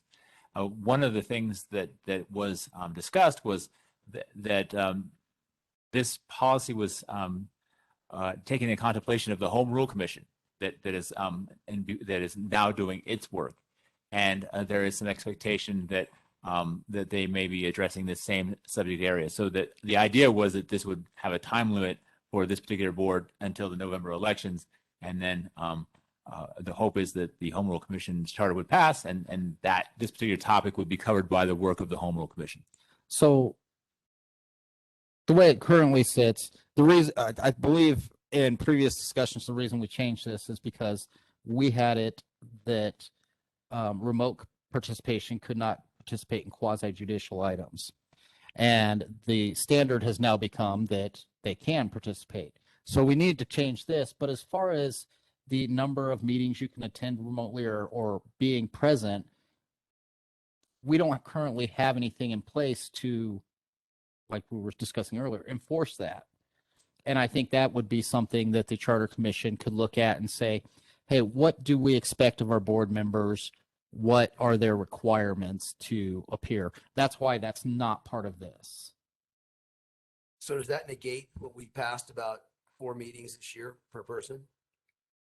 I believe it does eliminate that. We did In the number last time. did we? Yeah, we didn't reduce the amount of, thought we suspended it. Yeah, and that was part of the reasoning as well. So sometimes the board, there is a code provision that permits the board to suspend its rules upon a majority of the board. And so sometimes the board has used that to make remote participation equal to in-person participation. But the idea was to kind of dispense with all of that and just make virtual participation equal to in-person participation. So I guess I 100% understand the standpoint of allowing the public to participate all of the time virtually. But to me, this gives board members the right to participate virtually for every single meeting. And that puts just doubts in my mind. On the one hand, we just spent an hour declaring that we're no longer in an emergency. And then now we have now we're voting to say that we're in some type of an emergency and that we can't potentially make it here all the time. But we don't have anything as far as fellow board members. We don't have anything that acts as, hey, this board member needs to be here this many amount of times or this often. We have nothing to do that. That's what I'm saying would be something the Charter Commission could come up with, is requirements for, because right now we could still have that in here, but if somebody does not meet that criteria, there's nothing we can do about it. There is nothing in our town code that allows Enforcement. right board enforcement on that particular item. So I guess that's just a separate issue. That's for the Charter Commission, and we can't write that into this. We still have no, and I know we discussed this, Mr. Rivera, or maybe it was Mr. Foreman. We have nothing in our code. We would have to come up with some sort of new ordinance. I thought that's what we did though, when we passed it. I don't remember reversing that at all. I mean, I remember it was right at the end of the year. We said everybody could have 2 more this year, have 4 the next year. I understand the quasi-judicial part because I totally get that. But I don't see why we're not able to self-regulate ourselves. I thought a standard of ethics at one time, and we're not allowed to do that ourselves for ourselves. You can establish attendance requirements. What this does is that this allows remote participation to satisfy that attendance requirement, which is a little bit of a nuance. So if you want to change that and make remote participation not satisfy the attendance requirement, you can. But I was solving the problem of allowing everyone to participate quasi-judicially in a quasi-judicial action, remote or otherwise. I agree with that, but I don't agree with I would agree with still our limits of, I think if you're elected to be here, you should be here. Agreed. We're here to represent people who are all here tonight. So if repeatedly we can't show up, I would have serious doubts as to where we are, what we're doing. But so does our attendance policy still stand as part of our code of ethics, or do you recall? I guess I should say. So here's, I think, I understood my task to be make remote participation equal to in-person participation. And I think you're now bringing up a separate topic. And that's what I'm asking Yeah. is, even though we made part of it remote participation equal, does that negate anything we previously did as far as attendance?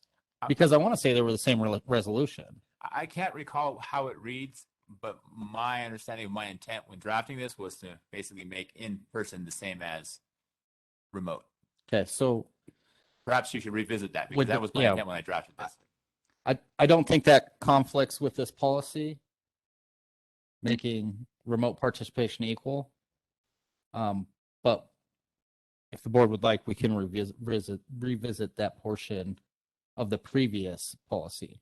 Again, I agree completely with the quasi judicial thing being kind of standard with how legal meetings function. It's any kind of virtual courtroom situation. Okay. But I think that I would think, or I'd want real clarification that we don't have the right to have an attendance policy for ourselves. You do. So Well, great. Then I would like to keep that.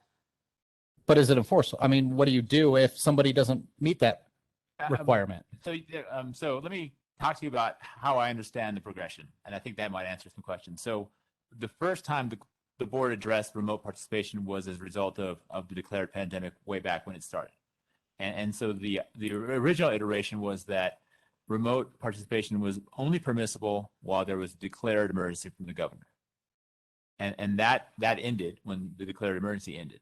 And then there was a second policy that's the policy you guys were referring to, whereby it basically, and I'm trying to read it in my mind and I just can't pull it up, but it basically established kind of three things. One, that you could participate remotely. However, you had a certain number of meetings that you had to attend in person, or to say it differently, you could only participate in 3 meetings per 12 remotely. And if you participated remotely, you could not participate in quasi judicial action. And there was probably other components to it, but those are the ones I remember the most. And then what happened is that what was happening is before the board came quasi judicial actions, and the board wanted the full participation of the board. So then the board took advantage of the code provision that basically says we can modify our rules on a per meeting basis. And so then we got to the point, well, why are we doing this so often? Why don't we just make a remote participation equal to in-person participation? What I'm now hearing is that you want to have remote participation be equal to in-person participation and put a cap on the number of remote meetings, which I think you can do. I believe we already did. I apologize. I'm trying to think of, I could try to pull up that policy and look at it, but maybe we could. I think we should move this to another meeting then. But to your point, there's no enforcement mechanism, and as to what would happen if you exceeded the original 4 allowable remote. Right. And then you get into questioning what's allowable, what's an excused absence, what's not. Right. And I'm having a little problem with the emergency situation because as far as I know, they have not rescinded the executive order yet. The governor hasn't. So it's still in place. It was rescinded. I don't recall. It's been some time. I So- just read something just the other day that said it wasn't pulled yet. There was the original board resolution regarding quasi remote participation was tied to the declared state of emergency from the governor, and he undeclared it or took it back. But he sometime didn't ago. pull the executive order yet. I thought that didn't happen until he actually pulled the executive order. I think we're talking about slightly 2 different things. So there's the declared state of emergency, and that has been rescinded. There may be a whole number of executive orders out there that are still in effect, but the original board participation, the board policy regarding remote participation was tied to the executive order declaring a state of emergency. Not the actual executive order. And actually there's dozens, if not maybe 100+ executive orders as a result. So, but we're just talking about the declared state of emergency. Okay. Thank you for clarifying that for me. Mr. Foreman, if we tabled this item until a further meeting, is there a particular meeting that this item, I'm not sure what our future meeting schedule looks like. Is there one that it fits in time-wise? Didn't we ask him to do this? I mean, I don't see The why we don't remote- vote. I think we need to revisit, make sure that we're not canceling out something we don't intend to cancel out by doing this one. Because this is just about remote participation, It is. right? Yes, it is. But there's some question on the other part of it, which we need to look into. I don't think anybody remembers off the top of their head how that went. Yeah, I haven't from you. We'll pull it up. It's resolution 40, 2021. It's about a 6-pager, and then to read it. Yeah, I agree with that, but if we do have a right to set our own attendance, then we have the right to enforce the attendance. I was pretty sure that we said that you can do 4 in a year, and if you're remote after that, you're great to listen in, but you're not here. You can listen in all you want, but you're basically absent. Oh, I recall that we couldn't vote on quasi judicial matters remotely. I don't even remember what he said. Well, that's why I think we should look at it, and I'd like to know what we can and can't do. I think we need to give him some time to research this, not do it on the fly. And I would be comfortable with putting this on the first meeting in February. Is the, so we need to make a motion to table. Is there a motion to table this to the first meeting in February? So moved. Is there a second? Second. Okay, Ms. Hogan, will you take roll on that? Trustee Stevens, Yes. trustee LeKind, Yes. trustee Shaning, Yes. trustee Romanello, Yes. trustee Clark, No. Mayor Pro Tem Elliott, Yes. Mayor Wilson. Yes, that motion passes 6-1. Item 6C, a resolution number 03-2022, a resolution approving a long-term agreement with Water Remediation Technologies. Mr. Thornish. Good evening, Board of Trustees. The resolution you have in front of you tonight is to approve a contract with water remediation authorities to perform all the required maintenance once our new radium removal resin system is installed, which we're hoping to become operational within the next 30 to 40 days. Any questions on that?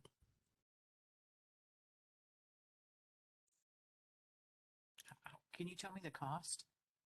The cost, as stated in the resolution, is $92,300 per year, which will be invoiced on a monthly basis to about $7,690 or close, within $1 or $2.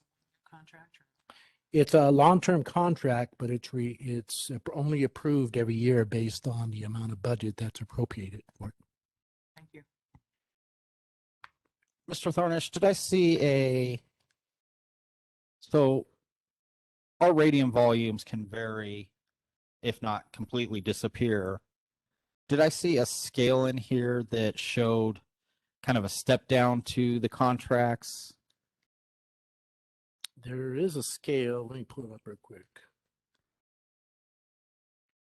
A deactivation payment, that's what it is. So this actually gets less and less if we need it less and less.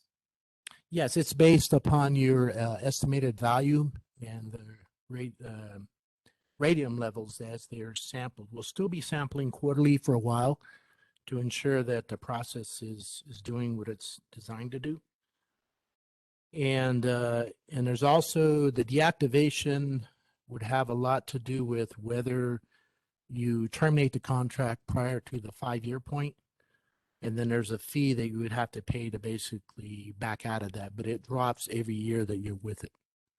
And that's the table that you're referring to in So your- that in table, your packet, Exhibit C.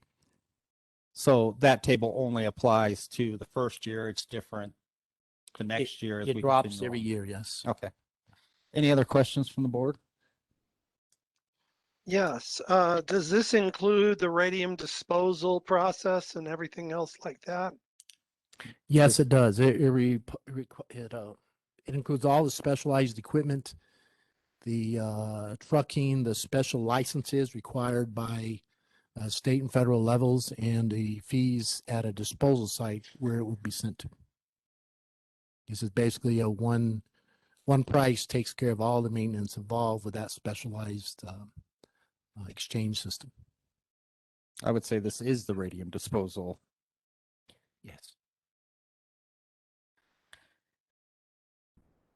Okay. If there are no other questions, I'll look for a motion. I'll move to approve resolution 3/2022, a resolution German agreement. Mitigation Technologies LLC for the maintenance of the new radium removal system at We have a motion and a second. Ms. Hogan, will you take roll? Trustee Shaning, Yes. trustee Clark, Yes. trustee Romanello, Yes. Mayor Pro Tem Elliott, Yes. trustee Stevens, Yes. Mayor Wilson, Yes. trustee LeKind. Yes. That motion passes 7-0. That takes us to item 7, discussion items. Follow up regarding board request to evaluate the comprehensive plan references in land development code. Ms. Harrington. Good evening, Mayor, Board of Trustees. For the record, Megan Harrington, Town Planning Director. I do have a couple slides to share with you this evening.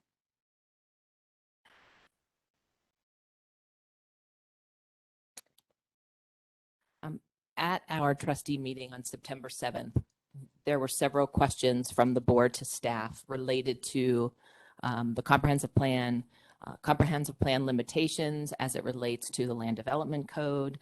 Specifically, could C-comp plan limitations be added anywhere warehouse is mentioned in our ordinance?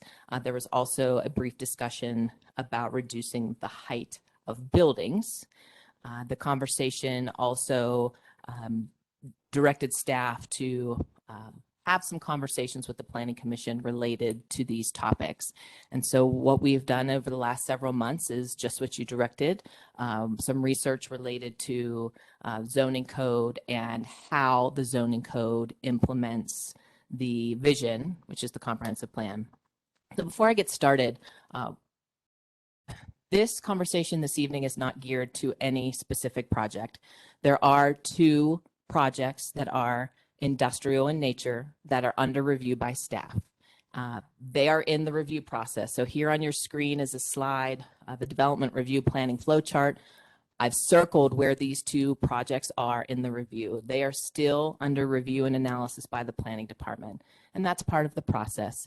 We, the planning department, nor can the town stop any property owner from making a submittal to the town of Monument. Once that submittal is made, it's the town staff's responsibility to review that application based on the town ordinances. And that's what we're doing now. So again, we don't have the ability to say, you can't submit this application. Anyone can submit the application. So again, not discussing those 2 projects specifically, but wanting to focus on how we can better implement the vision of the zoning code. I know that there's been several emails sent to trustee members related to specific applications. I believe our town attorney wanted just to take this opportunity to give some legal information related to what happens to that correspondence when it is submitted to the Board of Trustees. And I would start by just saying anything that's forwarded to staff is included in the packet moving forward, but I would turn it over to Joe just to give his legal update related to that quasi-judicial process. So I believe what Megan is referring to is our emails received by the town staff and by board members regarding specific projects. And the town may receive and should receive these comments.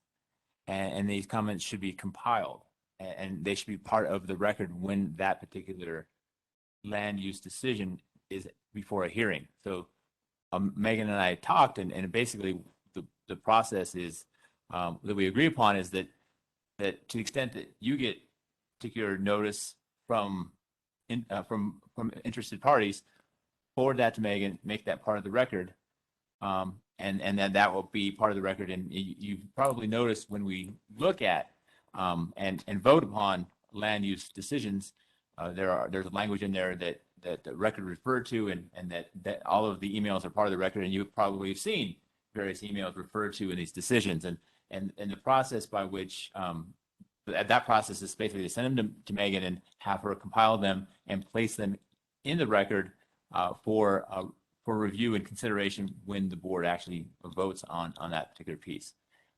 We've also discussed them kind of whether she should modify them, and my advice to her is to not. That goes down the very slippery slope of what to and what not to. So I advised her to basically place them in a organized fashion, and then make sure that they're part of a packet when that particular matter is up for review. And then I think that also gets us into a discussion of quasi-judicial discussions, or I'm sorry, ex parte discussions as part of a quasi-judicial decision-making process. And so let me take a step back and provide some context to you. So when you are reviewing certain land use decisions, you serve as both judge and juror. And when you are in that capacity as both judge and juror, it's important that all of the jurors have the same information. And so I would encourage you not to participate in discussions about a particular project, because that provides to you information not available to your fellow jurors. I believe I've shared with you the example I like to use, but when you are in Safeway aisle 7 and someone says, hey, what about blank, blank, blank? What my advice to you is to say, that's a decision that I will review as a board member, and I'm not allowed to receive any information that my fellow board members don't have. I would love to hear your comments. Please send them to Megan so they can be part of the record, or show up at the hearing and speak your piece. But I want to make sure that the board members are reminded of that duty to protect themselves from recusal and protect the decision-making process. And please know staff reads all of the emails. I know several of you have forwarded emails to staff. We're reading those. We are keeping those organized, and we'll make those part of the packet moving forward. So question. Yes, So sir. I saw several emails that were only to me. I do not know if they were repeated amongst my fellow board members. If we all send them to you and they're the same, you will consolidate those into one. Absolutely, Trustee LeKine, we will consolidate those, put those moving forward into one large PDF. We also provide those to the applicant as part of the review. They are attached to the review letter, and we will ask if the applicant address staff comments as well as the citizen emails that are received. So yes, we will do our best to consolidate those. Okay. I just wanted to just preface this evening with, I don't want to talk to you specifically to any projects that are in review, but I'm going to speak in generalities related to industrial projects. And it sounds a little cagey, but please understand I'm not trying to do that on purpose. I just don't want to speak to the specific project outside of the public hearing. So back to the question of, can we just write in the code different places, see the comp plan wherever it says warehouse and distribution? And the answer is no, not if you're looking for laws or ordinances to put into place that staff can use specifically. And that's actually outlined in the comprehensive plan itself. And so the slide on your screen is a snippet from the comprehensive plan and how the comprehensive plan is used. Step 1, finding of substantial compliance with the future land use plan. Those wishing to develop and those reviewing new development applications should ensure that location type attributes of the development are keeping with the land use designations shown on the future land use map. It goes on to state that Property owners wishing to zone or rezone their property should review the future land use map to determine the likelihood of a favorable response to such a request.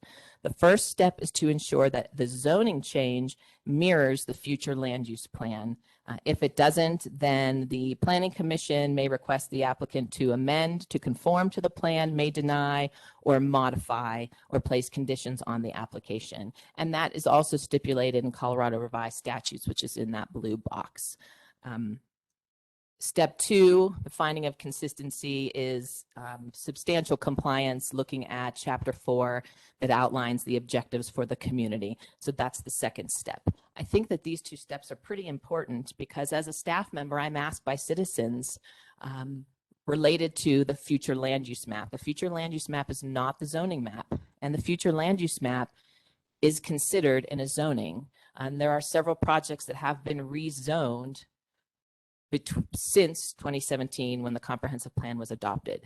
While I wasn't here, my assumption is that through those zoning approvals, there was a finding that they were in conformance with the future land use map based on this step 1 of finding of substantial compliance. And that's what I've been reiterating to citizens when asked how the process works.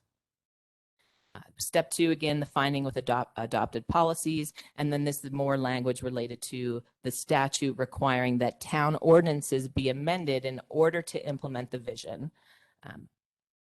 And again, the first action that the town took was to update the town zoning ordinance and sections of the subdivision ordinance based on the comprehensive plan. Comprehensive plan is advisory only, but updating the zoning and subdivision ordinances implements the future land use plan and policies contained in the comprehensive plan. So again, this is where staff would state that if the feeling of the Board of Trustees, Planning Commission, citizens is that the recently adopted zoning ordinance, mind you, adopted a zoning ordinance update, the Land Development Code just here in June, if that Land Development Code does not go far enough to implement the vision as you see it coming out of the comprehensive plan, we need to amend the zoning code. And that does not need to wait until a home rule charter is complete.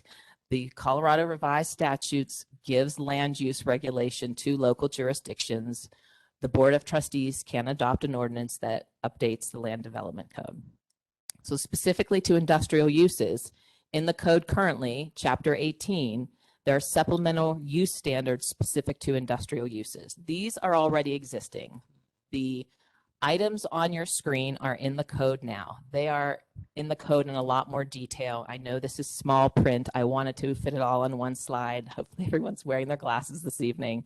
But it addresses adjacency, traffic, buffering, screening, prevention of road damage, building features such as metal buildings, rooftop mechanical equipment, external effects, safety, noise, vibration. All of these are in the code and reviewed by staff when an application is submitted. Granted, a PUD or a planned unit development can set its own zoning standards. That's what a PUD is. But we are using these as kind of the baseline and the starting point for discussions when applications are submitted. The next step really would be, and why we're here with this discussion item this evening, is to gather input from the Board of Trustees on looking at these additional standards. As I said, we've had several work sessions with the Planning Commission discussing this, and the Planning Commission seems to be in favor of looking at the zoning ordinance. To what extent, they really haven't, I can't represent to you that they've come to a voice that says, we think you should do X, Y, and Z, but they have discussed the option for adding additional supplemental use standards. Now, these have been discussed with citizens, the Planning Commission, staff has done some research. We have not vetted any of these out fully and formally with the town attorney. That would be part of the next steps if directed to do so by the board. These are ideas and concepts of how the town could better manage what an industrial site looks like. Access, additional language on access, heavy duty truck parking or overnight truck parking, limiting the number of semi-truck parking spaces, limiting hours of loading and unloading delivery times, addressing engine idling, loading doors and spaces, making those maximums, the number of doors, the number of loading docks per square feet, separating out loading bays that we know based on the finished grade and the location of the building are meant for semi-trucks compared to a loading dock, which is much smaller, lower to the ground on the building for a box truck or a cargo van. Building size and orientation, limiting the maximum size of the building, asking that the plan specifically show us how many square feet the distribution area is. So making it less about the overall square footage of the building, but what's in the structure itself. The square feet of the distribution area, square footage of warehouse, how much of the building is an office? Is it an office for what type of use within the building, and setting maximums of space within the building? Those are all potential options that we could include within a supplemental use standards. Also, the Planning Commission, as well as staff and several citizens, have discussed reevaluating and adding definitions.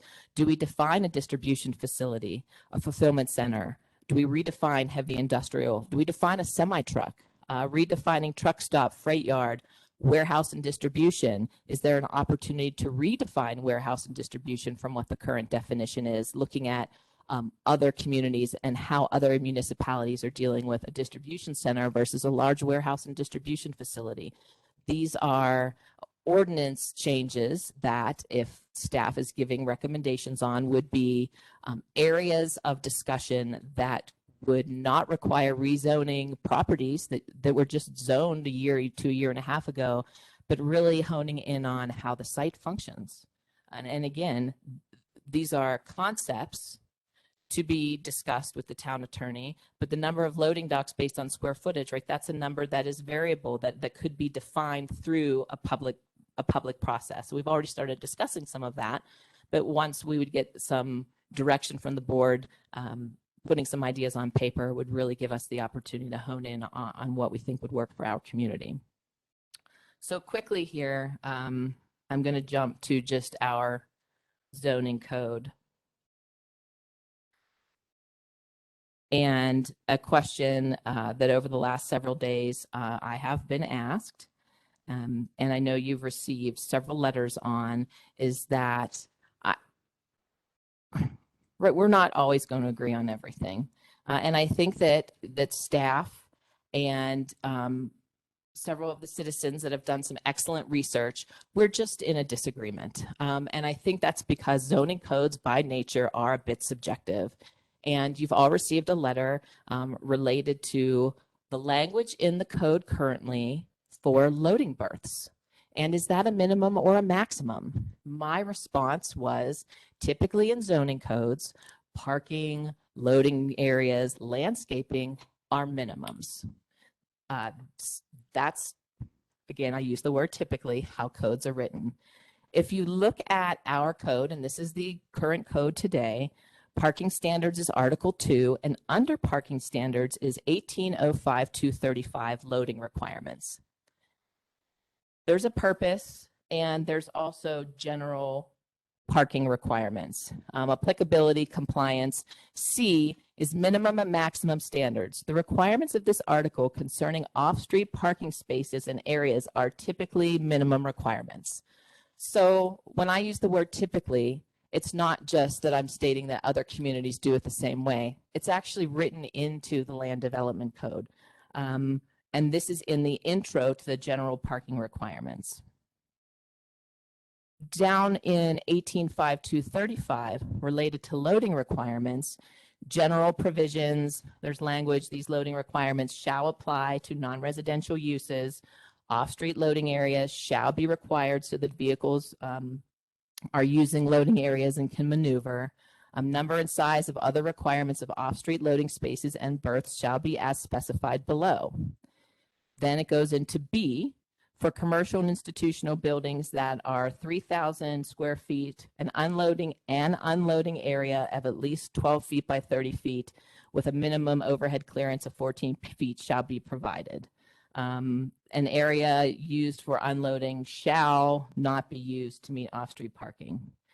Then industrial use standards. For industrial buildings greater than 3,000 square feet in area, yet less than 12,000 square feet in area, an unloading area of at least 12 feet by 30 feet with an overhead of 14 shall be provided. Number 2, and I'm reading this because I think it's very important. I know it's, I'm droning on here a bit. For any industrial use in excess of 12,000 square feet in area, a loading berth of at least 12 feet by 30 feet with a minimum overhead clearance of 14 shall be provided on the lot. Depending on the specific building use and size, additional industrial loading berth requirements may be required in accordance with Table 5.2. And Table 5.2 specifies a range of size of building and additional loading areas.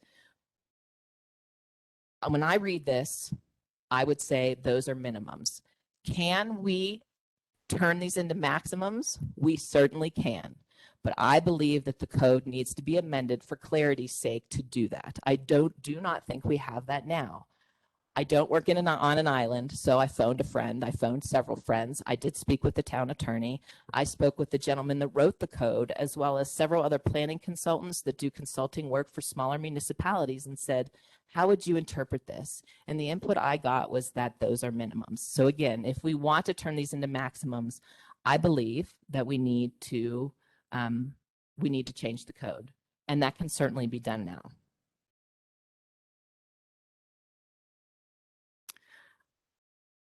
We also have examples of other municipalities that I believe have the same types of standards.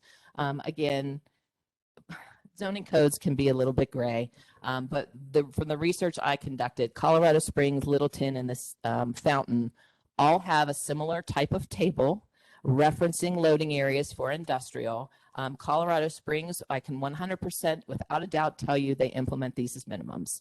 I spoke with the planner in Fountain. She said the same thing. And I spoke with a consultant at Littleton that said that they were written as minimums. So I'm not just, again, not working in a vacuum. We want to ensure as staff that we have the best information to present to the Board of Trustees, which means sometimes we need a little help.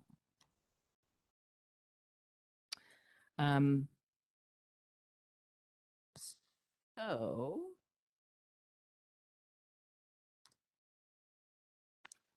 as far as that whole conversation on industrial, I mean, that's all I had for you this evening. Kind of wanted to brief you on the information that staff has found.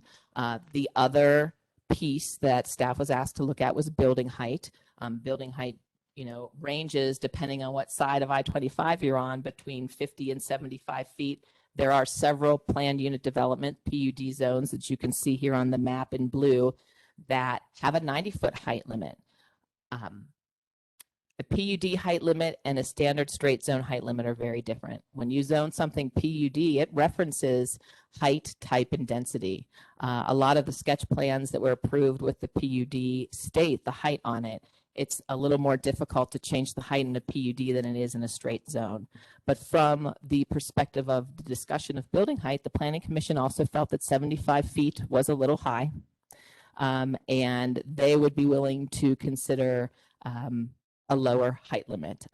We've, briefed a few property owners on that own some of the property on the east side of I-25.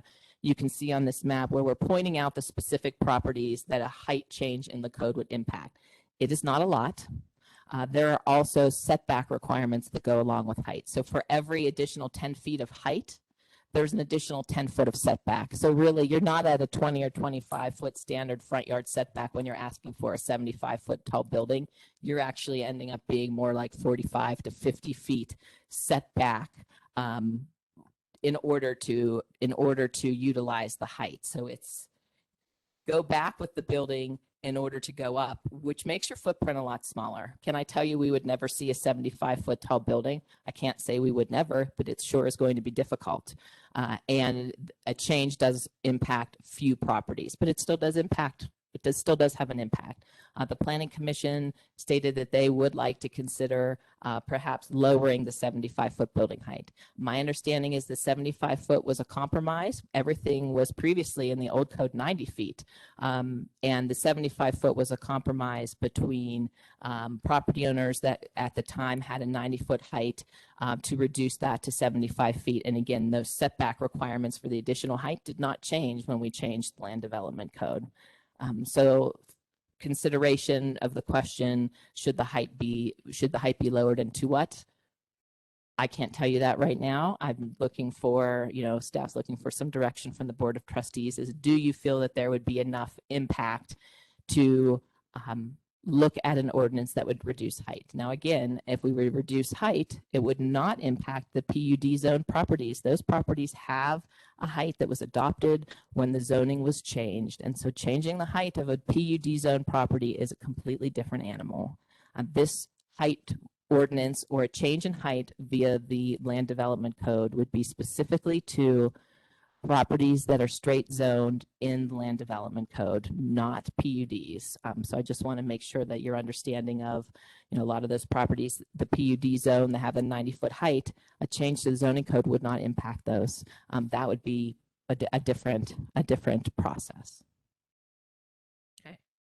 And board, that's really all I had for you this evening. I'm happy to answer any questions. And again, from a staff perspective, what we're hoping to gain from you is some informal head nods or information on would you want staff to continue the public process on this, put together a more formalized ordinance, get together with the town attorney and citizens and property owners and bring something formal to you that would potentially change the land development code?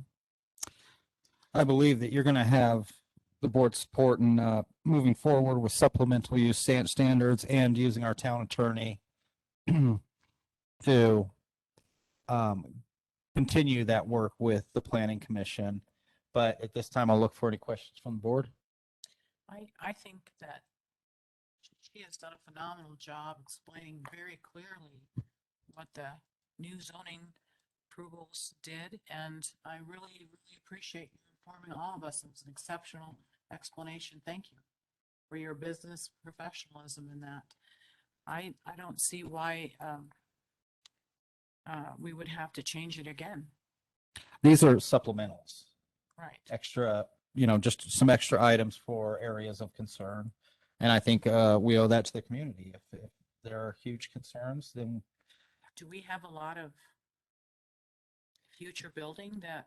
We don't have a lot of future development. I think we're down to 500 acres, right? Yeah, down to the last 500 acres. So, but it doesn't hurt to have it. I mean, at some point, one business will leave and might want to rebuild. Agreed. Well, this is Trustee Stevens. I would be in favor of further clarification and supplemental standards. And the reason for that is in the comprehensive plan, it uses the word warehouse and it uses the word manufacturing, but it doesn't define any details associated with that. So does that mean that manufacturing, it could be anything from a gentleman who has a bakery that he is providing muffins to King Soopers, or it could be a power plant. I mean, the difference in what manufacturing means to one person versus another person is completely different. And I think we're doing our citizens a disservice just to leave the word manufacturing or the word warehouse, because last fall, that was what the whole thing was all about. The light industrial said you can't use anything other than, loading trucks. And suddenly we realized that the vision that the developer had and the vision the town had were two different worlds. So I think to avoid that type of confusion, it behooves us to add additional standards to have town meetings so people can provide input and we can set up standards that would be accommodative, that everybody's clear. So the next time somebody comes and requests something, they're not confused in thinking, oh, I could do this, when in reality, that's really not what the town is expecting. So I would be in favor of supplemental standards. I'm in agreement with Trustee Stevens. And I'm in favor of supplemental standards too. Absolutely. I agree. Well, that was about as clear as it gets. So what what staff would do is there needs to be input from both sides of this, right? It impacts the citizens that are residential owners. It also impacts industrial property owners. And I think the next steps would be that staff works with the town attorney to draft some of these concepts in a more formalized ordinance and pulls together a meeting with both sides, the citizens we've been meeting with that have concerns about industrial projects, as well as those people that own those industrial properties, because this could very well impact them. Gather that public input, make sure that there's a public process that people are aware of, and then bring something back to the Planning Commission, as well as the Board of Trustees for final approval, and do that expeditiously. I believe we would do that as quickly as possible, perhaps the end of February. I look to Mr. Foreman for thoughts on timing at end of February or beginning of March. I think the end of February, if we can do it as quickly as possible, expeditiously as possible. Okay. Yes, And- so staff will start working on that. Okay. And you will continue to use the citizens group that we've been using? Absolutely, sir. Those would be the citizens that would be involved. There were 3 or 4 citizens that had been meeting and have already met with the developers. That we will continue to do that, only with a draft proposed ordinance or options for ordinances related to supplemental standards, so that there's a starting point for everyone to consider, and that staff knows that that starting point is a basis of a legal starting point. I don't want to be having conversations about something that maybe puts us at risk or that the town attorney does not support. So we'll take that step, get that in front of the town attorney, and recall that group together. Okay, thank you. Any? Yeah, I'd like to add a follow-up on this. We have been meeting for we have had 3 or 4 meetings already on this process. I don't want to see it go to February. We have people putting in applications, developers putting in applications that are going to be legal, but exceed what the citizens have spoken up and said they wanted. So we need to move much quicker than the end of February, so that we don't get additional applications being dropped into the town's lap, which then precludes us from doing any changes that will impact those areas.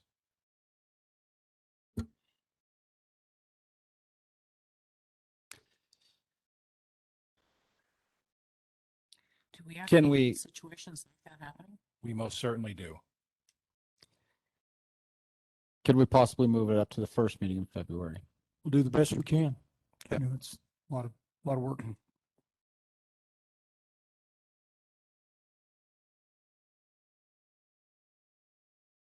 Next item on the agenda, public comment. Mr. Anderson, do we have anyone online that would like to make public comment?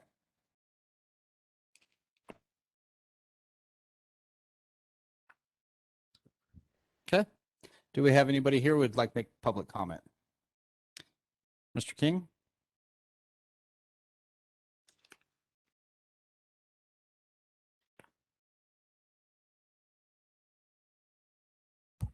Thank you for allowing me to speak. I'm Steve King.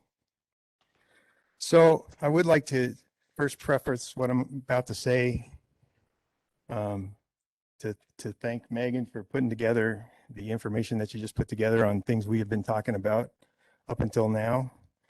And also Trustee LeKine for pushing this through faster than it probably would normally, because I know these things generally take a year if we start on it now. And the truth of the matter is, I think we have some ways we can slow this process down now. And Megan and I have a disagreement on that, and that's fine. But I'd like to just say a quick statement. So I was corrected on the statement that I made in the letter that I wrote to trustees. And since I only want to give out the best information that I can, I will admit to the mistake. I stated that no other municipalities around Monument had parking standards for loading berths And I was informed that Colorado Springs and Littleton both have those standards. I was searching through the code for bursts and they were listed as spaces, so that was my mistake. In either case, they both refer to semi-loading areas resulting in semi-loading doors. It doesn't change our code, however. Our code states what it states. Words in our code matter, or our code becomes non-enforceable. After all, our code is law, not a suggestion. I didn't choose these words. Words in our comprehensive plan matter, or it simply becomes another document with no purpose. Our comprehensive plan states very clearly that the citizens of Monument value its small town atmosphere and don't want to see it become an industrial center with heavy semi-traffic. No one can dispute that. Our code states very clearly that the purpose of the parking standards is determined to preclude the overuse of pavement on a site. Preclude means prevent from happening to make impossible. Our code tables for loading bursts, as it talks about required spaces, states as specified. Specified means identify clearly and definitely. These words were specifically chosen to make a point in the code. There's no minimum requirement for our loading burst standards. Every other table in the parking section has a minimum standard except for loading bursts, every single table. So if there's a standard to meet with regards to a minimum quantity of bursts, and if it is a statement that makes impossible the overuse of pavement, and if the lot coverage in the code included impervious areas such as driveways and parking lots, then any applicant must come before the town to request additional loading areas above the code requirement of roughly 3 loading bursts in a 100,000 square foot building. That may be required, but that's certainly not a minimum standard as is specified in the code. It is therefore reasonable to assume that 30 loading bursts in that same area would be excessive and require special permission and not assumed, especially if it exceeds the maximum allowable lot coverage. It would most certainly go against the code that makes it impossible to overuse pavement above the minimum standard. These additional bursts and excessive lot coverage should not be assumed when it most certainly goes against the comprehensive plan regarding semi-truck use, and most certainly goes against the code with regards to lot coverage and overuse of pavement. Or are we just assume that anything goes here? With regards to the other 2 municipalities, neither Colorado Springs nor Littleton state that loading spaces are just a minimum standard. Colorado Springs states in accord with. Accord means to be harmonious or consistent with, and Littleton is as stated. Stated means declared as fact. Littleton has no large distribution centers. Colorado has no large distribution centers along the I-25 corridor. So is that what we want Monument to become? Thank you for your time. Thank you. Ma'am?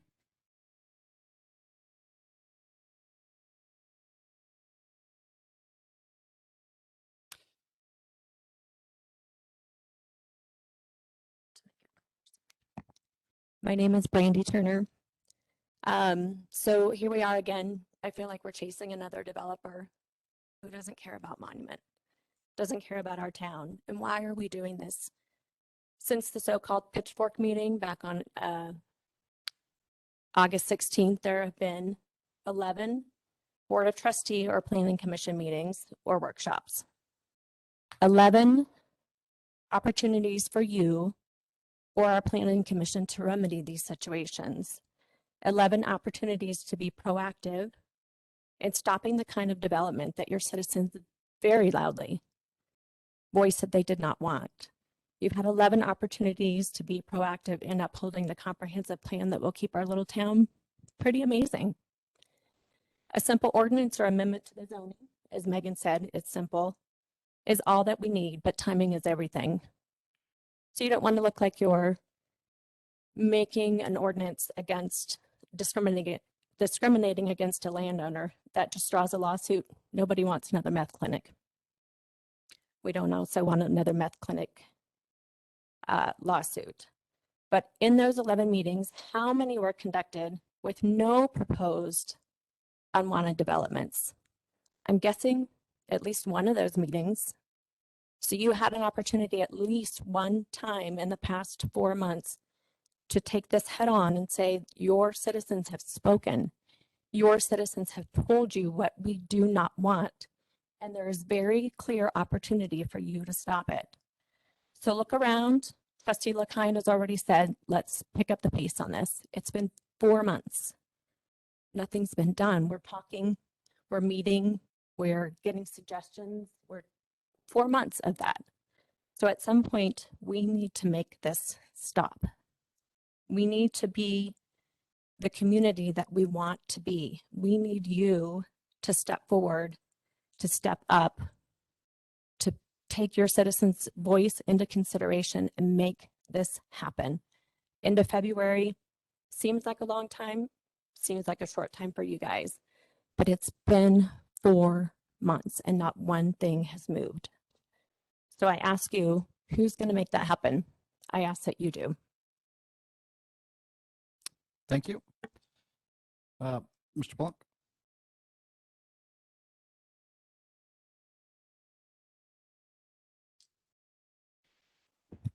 First of all, I want to thank you guys for what you do. I know it's a tough job, and I know that you don't get paid for it, and so I'm grateful for what you guys do as public servants. And I'll try to be as kind as possible, and please know my intent and my heart is to be clear and not be cutting or hurtful, but sometimes my words get misunderstood. You can ask my wife that. That being said, I think part of the reason why we're here is there's a distrust of people on the board and potentially as a whole. And part of that reason is because the last meeting at the Pitchfork meeting, Brock Chapman raised his papers and said, "You told us we could do this." I was clear. And what that told many of us is that somebody on the board, or there was their understanding that they could move forward with something like the Bucknell, with buildings that large, that it took us and 1,000 citizens to go to that church to stop it, because we didn't believe it was going to be stopped if we weren't there. And so that created that distrust. And with the last 4 months, as Brandy said, nothing has happened. And so that distrust has continued to linger. And so I guess I want to say this. This is a gray area. As Megan pointed out, there's a lot of gray, right? And because it's gray, it forces you to take a side, right? There's a desire not to be sued. And I get that. I totally understand that. We don't want to be sued either. And so with the gray area, it says, as she says, that the comprehensive plan is advisory. I totally understand. But it also says in the municipal code in 18.03.420 in scope and intent, projects will only be approved if it is deemed to be in accordance with the town comprehensive plan. And in the town comprehensive plan, for light industrial, it says no semi trucks. The intent of the comprehensive plan says no semi trucks. We could talk here all day long about how many berths we get, whether it's minimum or maximum. It doesn't say it, as Steve pointed out. It uses the word minimum every single time except for there. So to assume that it means minimum would be bad faith, if you will, because it would have said minimum if it meant minimum. And so it doesn't say minimum. So therefore, because it said it everywhere else, it probably doesn't mean minimum. And so that gives you the opportunity to take a side because it is gray. And when you take that side, it will really show where you are, whether you're for the town of Monument or you're against the town of Monument. When I say against the town of Monument, I mean the citizens. The citizens don't want distribution centers. We don't want semi trucks. The comprehensive plan says no semi trucks. You know it, I know it. Many of you were even on the comprehensive plan writing commission, so you know it and you were there when it was written. And so I guess I'm asking you right now to follow the comprehensive plan, because it does say the plans need to be in accordance with the comprehensive plan, which makes the comprehensive plan more than advisory. It makes it almost binding. And if you have a lawyer that says it's not binding, then find one who does. So much of our country is built on what can be done and what can't be done. And it often comes down to, unfortunately, who has the best lawyers and the most powerful lawyers. Thank you for your time. Thank you. Would anybody else like to make a comment? Sir?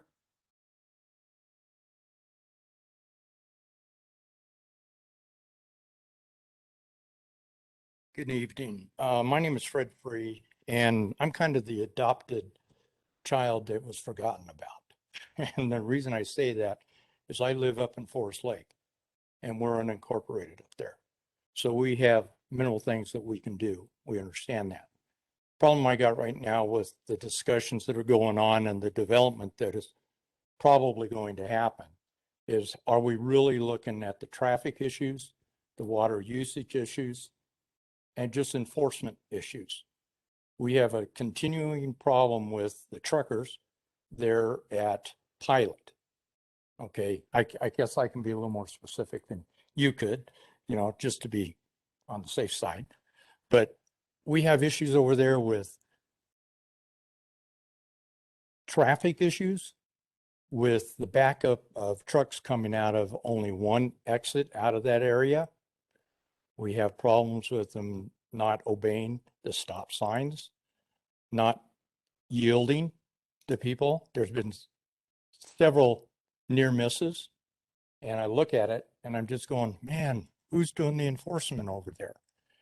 I understand it's El Paso and Monument, but who enforces over there? There's a safety issue that we have. We have parking issues. We have overnight sleeping and stuff like that that's going on. There's one no parking sign that's on the one street next to Pilot. They go down to the back side, so everybody's sleeping on that. They're back in there. And there's a lot of other little activities that are going on there that we all know about. But we have that, and we also have issues with sanitation.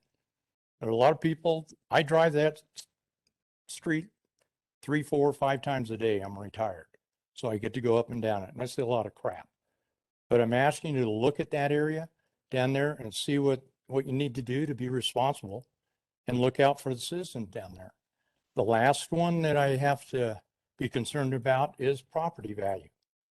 The more big industry that goes in there, the more issues we're going to have. And there's an expensive area. The West Valley down there right now, you're going to be looking at $1.5 million homes back up in that area by the time they get it done being developed. So we want you to really look at those areas and be respectful of what's going on in that area for the citizens. So I appreciate your time, but the last one that I got to bring up is we were on water rationing this year. Again, with additional industry going in there, there's going to be more demand on all the water usage there. If they do landscaping, hopefully they don't. But if they do, there's going to be problems there. And with the amount of employees that are going to be coming in there, there's going to be an awful lot of water usage. So I'd like for you guys to look at that. I appreciate that. Thank you. Mr. Kimple.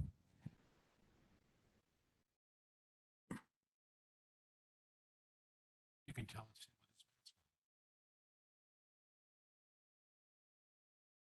Briefly. Ken Kimple, 16151 St. Lawrence Way. Just have 3 remarks. Number 1, looking at the agenda package. If I'm not mistaken, November 7th is a Monday. November 8th is Super Tuesday, the general election. I think you probably have to find another place to hold your meeting in that packet, which you already have with other asterisks, but that one wasn't. Just a heads up, so it's not a last minute thing. Number 2, working on wildfire mitigation. Was told that the town can't afford it. So I'm wondering, what is the price? Do we have a budget for that? What's the amount? What's the top dollar amount? Because after what I just saw up in Loveland and Lafayette, I don't want to see it happen here with as many homes as we're building on the east side, let alone I'm worried about the west side because of the mountain, Palmer Lake area, everyone's got to evacuate there. So I'd like to know what the budget is to handle wildfire mitigation issues around the town. Lastly, I had the pleasure of listening online to the workshop, which I'm going to be honest, I'm just appalled that we're spending time worrying about stuff that is not, there's no effect. You guys are talking about topics about seceding from, which that's my interpretation, seceding from the state of Colorado, the federal government, the whole 9 yards. If something major is to happen, then are we going to get FEMA help? If we take away if we're trying to, worry about stuff, and then it whittled down to mass mandates, which Colorado, Governor Polis has already said he's not going to have one. What I feel that you guys should be doing is on these workshops is having a workshop before every meeting and talking about these issues that have been brought up to resolve. The one thing that I got out of this wonderful brief about the zoning stuff was they're looking for direction from the board. They're looking for solid answers. What is the direction? What is the terminology? What is the defined answer? So they can take action and put it forth. I'd recommend sidebarring this mass mandate and all this other stuff that you're trying to come up with and hold workshops with the planning commission to answer these things now instead of waiting, like we said, I'm glad Mitch came up with trying to expedite this, but we need to resolve this now at the last 500+ square footage of area of development.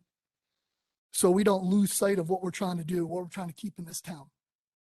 And then the mayor said, if that company leaves, that the another developer comes in, they can change it to whatever. So we need the answers now. Comprehensive plan is out of date. That needs to be addressed as well. So I asked you to take that into effect. Thank you. Thank you. Mr. Anderson, do we have anybody online to make public comment?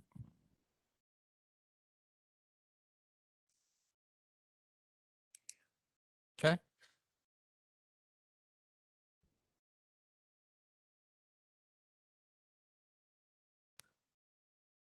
And you said that was Mike D. Mike D, you're available to make public comment, please.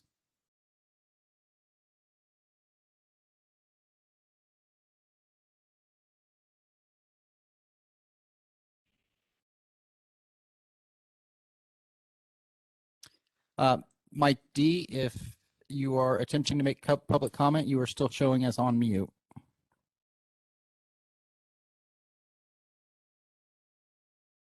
No comments. Okay, thank you. Ma'am?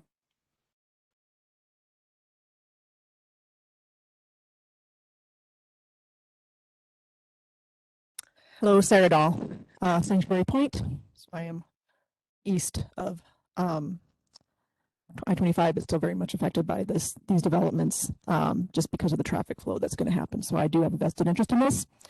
I agree with Matt that the comprehensive plan is anchored in the municipal code, which makes it legally binding. I think that's a very easy answer to be able to come to. I think that we should be able to get that ruling. Because it's referenced in multiple places. So although it is an advisory document, because it's anchored in the comp plan, that is a legally binding document now.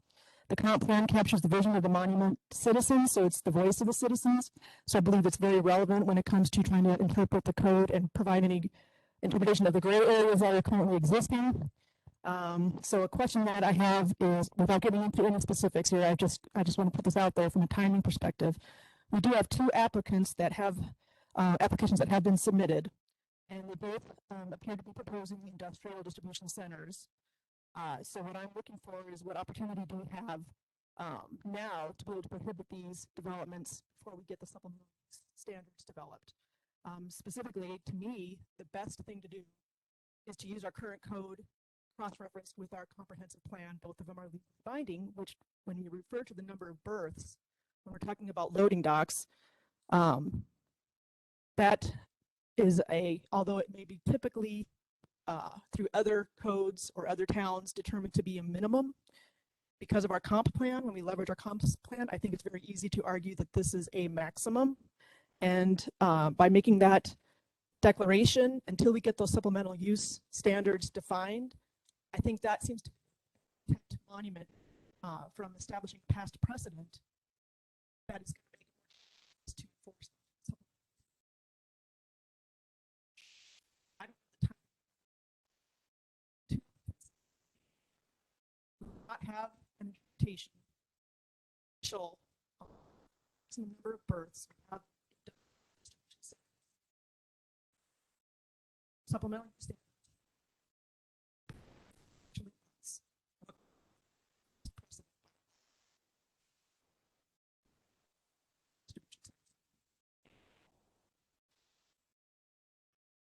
Thank you. Ma'am?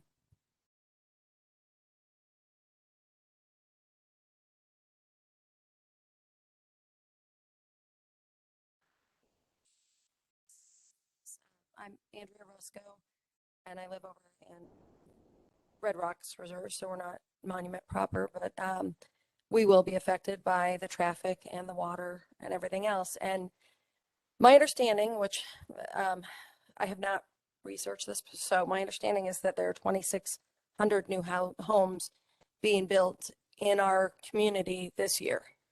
So that is a lot more traffic, a lot more people, a lot more congestion. We moved to this area because it was a quaint cool little small town at the foothills of the mountains that was a beautiful area that made people want to live here.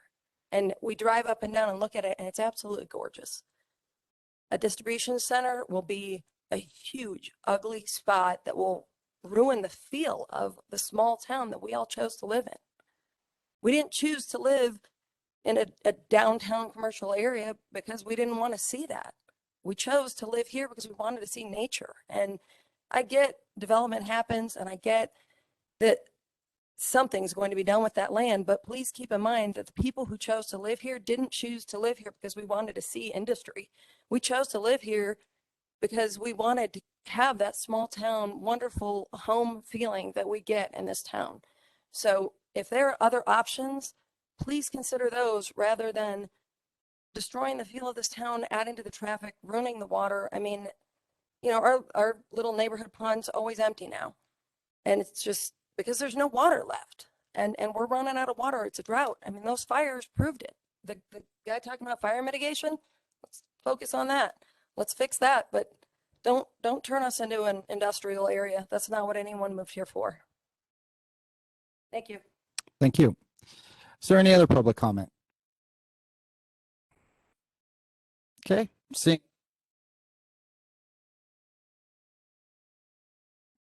Board authorization items, presentation from Sky Hall with Tri-Lakes Views.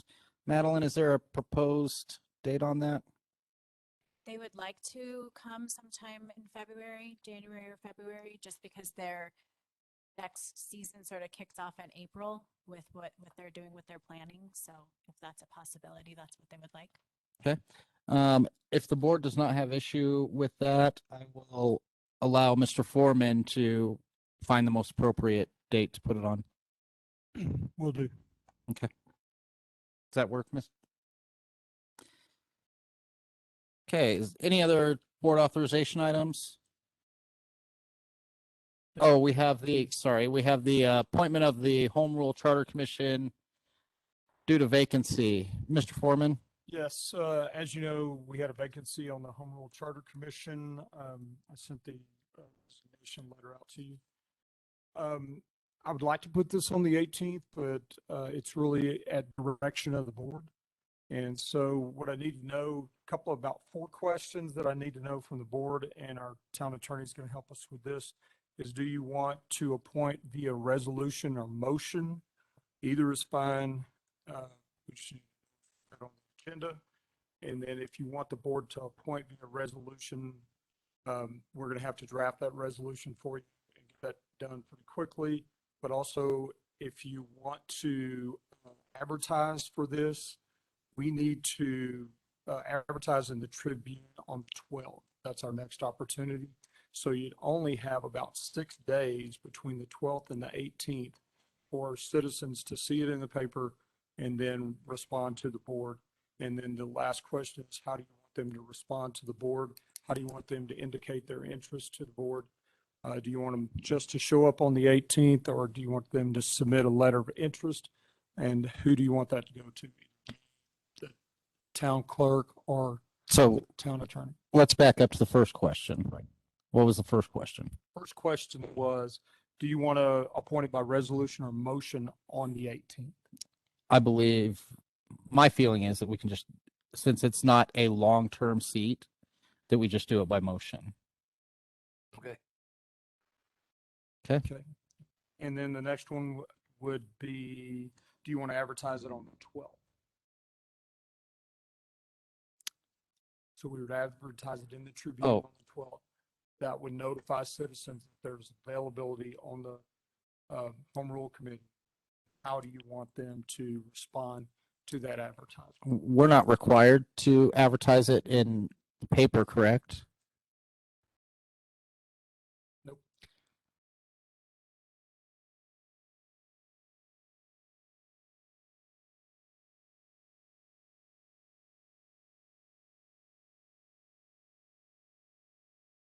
So I believe beyond this meeting, just a social media post that there is an opening.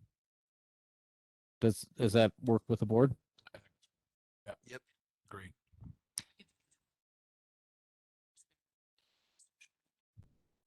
Yes. Um,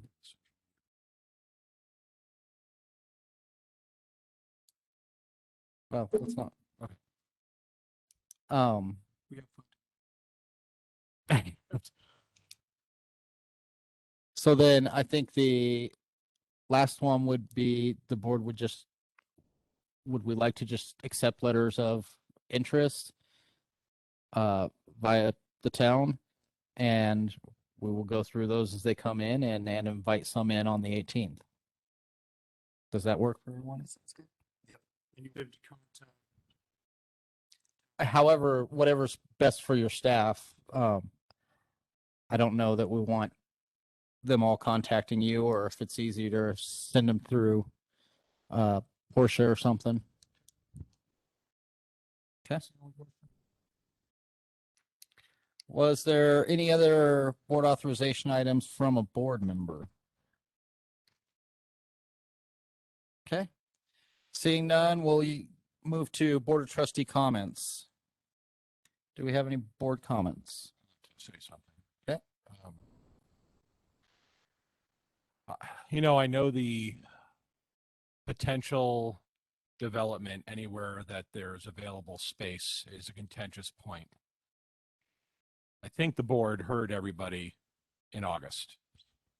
So much so that the mayor and I worked together with a group of citizens beginning 4 months ago.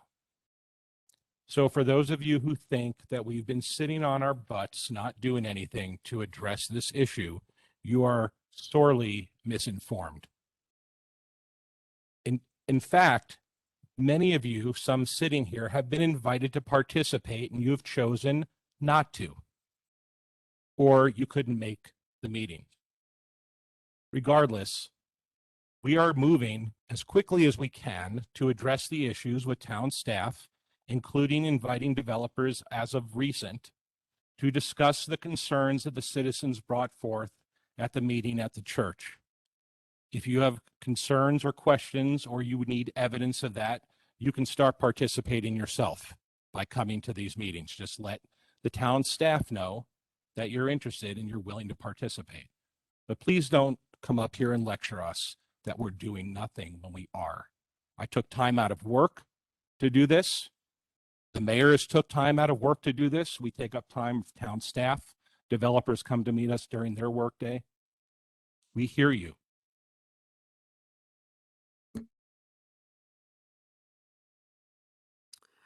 I would like to add, we definitely hear you. I've tried to personally just acknowledge every email that I've received by saying I've received your email and thank you. Obviously, I can't discuss ongoing plans, but we do hear you.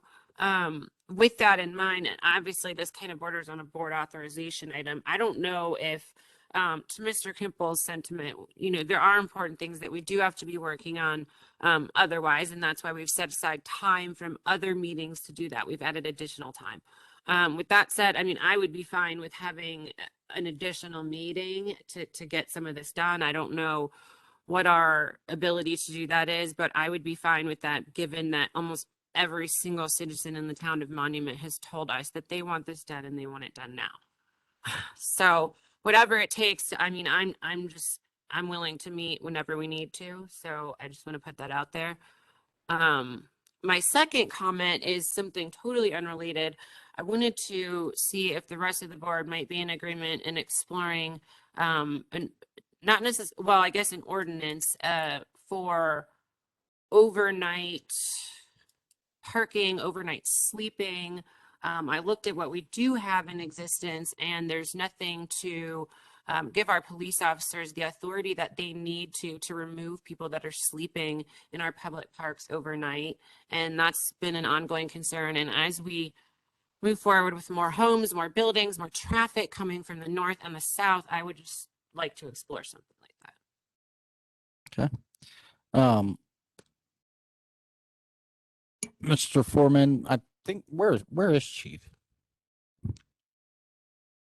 I can't discuss that right now. I'm sorry. Okay. He is maybe aware why he's not here. And it's something very important. So, Okay. but I can't let you know. I apologize for that. That's fine. Can we pursue this item definitely. Yeah, we can definitely. I would like to, I took down notes. all in all, I would like to know what chief thinks we need, and then we can consider And that. I just texted him because I know there was a request for some stats at the pilot. And so we're getting with ICE, we're getting with the county and with our own staff and starting to work on those stats so that we can provide those to the board. Thank you. I do So have an we will- update on the fire mitigation too, if you'd want to. Okay, hear about please that. go ahead. Yeah, so we started working with Mr. Temple on this several months ago. And he introduced us into David Root, who's with the Colorado State University in the Colorado State Forest Department. We met with him and Jamie Baumgardner this morning. This meeting was set up, I think, on December 15th. We didn't have it before this because of vacation and holiday schedules, but we had it this morning. Met with Tri-Lakes Fire District and the Colorado State University and State Forest Service. We are working on a long-range mitigation plan for the entire town. We are also looking at how we're going to fund this. We do not have any budget for this set aside right now, but we are working with entities such as CSU to look at funding. As you heard tonight, PPACG has some funding opportunities for fire mitigation. We take this extremely seriously after the events that happened over the past week. There are going to be a lot of opportunities to seek funding. Some of the conversations we had this morning have introduced us to some funding opportunities, and we're going to be rapidly and aggressively applying for those so that we can not only start GIS mapping some of our properties that we own to where we might have to mitigate, but also some of the districts around us that own some of the properties that may be within the town of Monument, but they own the responsibility for the mitigation, also working with them and partnering with them to mitigate these areas. Thank you. Any other board of trustee comments? I wanted to thank Megan for how comprehensive and thorough you are and how much you do understand this in your experience. Also want to thank the citizens for coming and expressing. I've been on that side and pursued passionately things here before I was here. And then I did want to bring up another thing from, this goes kind of back to our budget talks. I did ask a couple questions about that lobbyist that we had talked about. And I understand Fountain went through with that. It was maybe a little less expensive than we thought it was going to be. And I know we talked this year about maybe looking at our taxes. And I think it would be good to have, when you do need somebody like that, they need to be in place. And so I just wanted to bring that up. I can update you on that also. We did an RFP along with Fountain. Even though we didn't put it in the budget, we went ahead and did the RFP. The RFP results are in, and I'm meeting tomorrow with the city manager with Fountain to go over those results. Okay, but that will need to come. I mean, I'm glad to hear that Trustee Romanello is interested in that. But that will need to come back to the board before we go forward because the board was not in agreement with that. Right. It would be a budget amendment. Is that how it would go now? I will bring the results back to the board, and then we will see if we have funding. As I said, during the budget process, there are opportunities for us to amend the budget. Okay. To be able to pay for that, because I think the way that we put it out now, I think we had projected that it might be $40,000 per entity, and now it may only be $20,000 per entity. Okay. So when will that come back to us? Like I said, I'm meeting tomorrow. I propose that I probably could bring that to you on the 18th. Thank you. I'd like to mention that there are different activities that the individual board members are involved with outside of these Monday night meetings twice a month. And I just want to thank all of the individual board members who have different meetings, what they're trying to do to help the town move forward that nobody ever sees or rarely hears about. So Trustee LeKind, I appreciate you discussing what you and the mayor are involved with. I believe Trustee Clark, you're involved with CML. I'm involved with Pikes Peak Regional Building Department Advisory Board. Trustee Romanello, you're on the watershed. So there's a lot of time spent for the town that we volunteer for, and I just wanted you all to know that. So that's the perfect window with it being a new year and some board members have had their either position changed or their work times changed. I'd like to propose some new meeting assignments for board members. And if staff if the board is in agreement with these changes, I would like staff to notify the proper entities of these changes. So I'm suggesting that Kelly be dropped from the regional building department because of her schedule, and Trustee Romanello be added to that. Excuse me. Yep. PPACG, Trustee Lakine's been my backup for that. It conflicts with his current schedule. I'd like to put my backup for PPACG, geez, as Trustee Shannon. And then I believe we discussed in private that Fountain Creek Watershed worked with your schedule. No, did I have that backwards? Oh, I'm sorry. I did have those backwards. That's okay. I can stay on that if that's what needs to happen. Can you stay on that temporarily? Yes, absolutely. Because I know we have some other Yes. board appointments that we're interested in. Yeah. That will change some things. Yeah, definitely. And then Trustee Clark, are you wanting to continue with CML Legislative Committee? Okay. And Trustee Stevens, did you have anything that you were currently working on that need to be changed or anything you had interest in? No, I mean, if you need me to assist with something else, I can. Just let me know. Okay. We know that there will probably be a couple other committees coming down the pipe this year. For a lot of these entities, the small municipalities that represent them change every couple years. So we'll be keeping our eye out for where else we can represent. And that's all I have for that. Is everybody in agreement with those? Okay. That takes us to executive session. I'm going to go ahead and make the motion for executive session. I move that we go into executive session pursuant CRS 246402 4 and F. I move that we go into executive session to discuss the annual town manager review and amend town manager's contract. Before we take a vote on this, Mr. Foreman, we have your consent to discuss this in executive session? Yes, you do. Okay. So I further move that after the executive session, we return to open session for the purpose of taking any formal action deemed necessary. That is my motion. Do we have a second? Second. A motion, a second. Ms. Hogan, will you take roll? Yes. Yes. Yes. Trustee I'm Stevens. not, yes. Sorry about that. Your turn to vote, Trustee Stevens. Let's see. Can you hear me? Yes. Okay. Mayor Pro Tem Elliott. Yes. Trustee Romanello. Yes.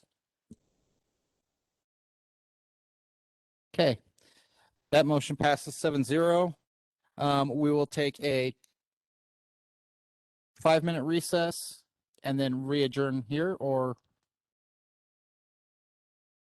the police conference room.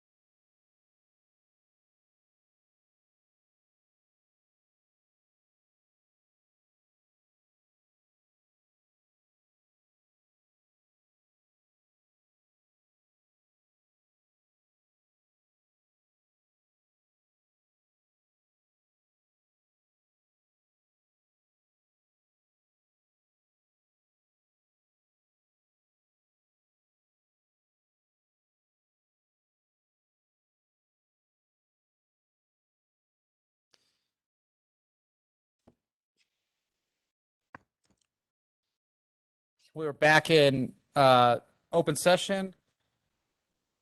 We do have a motion. Mayor Pro Tem Elliott.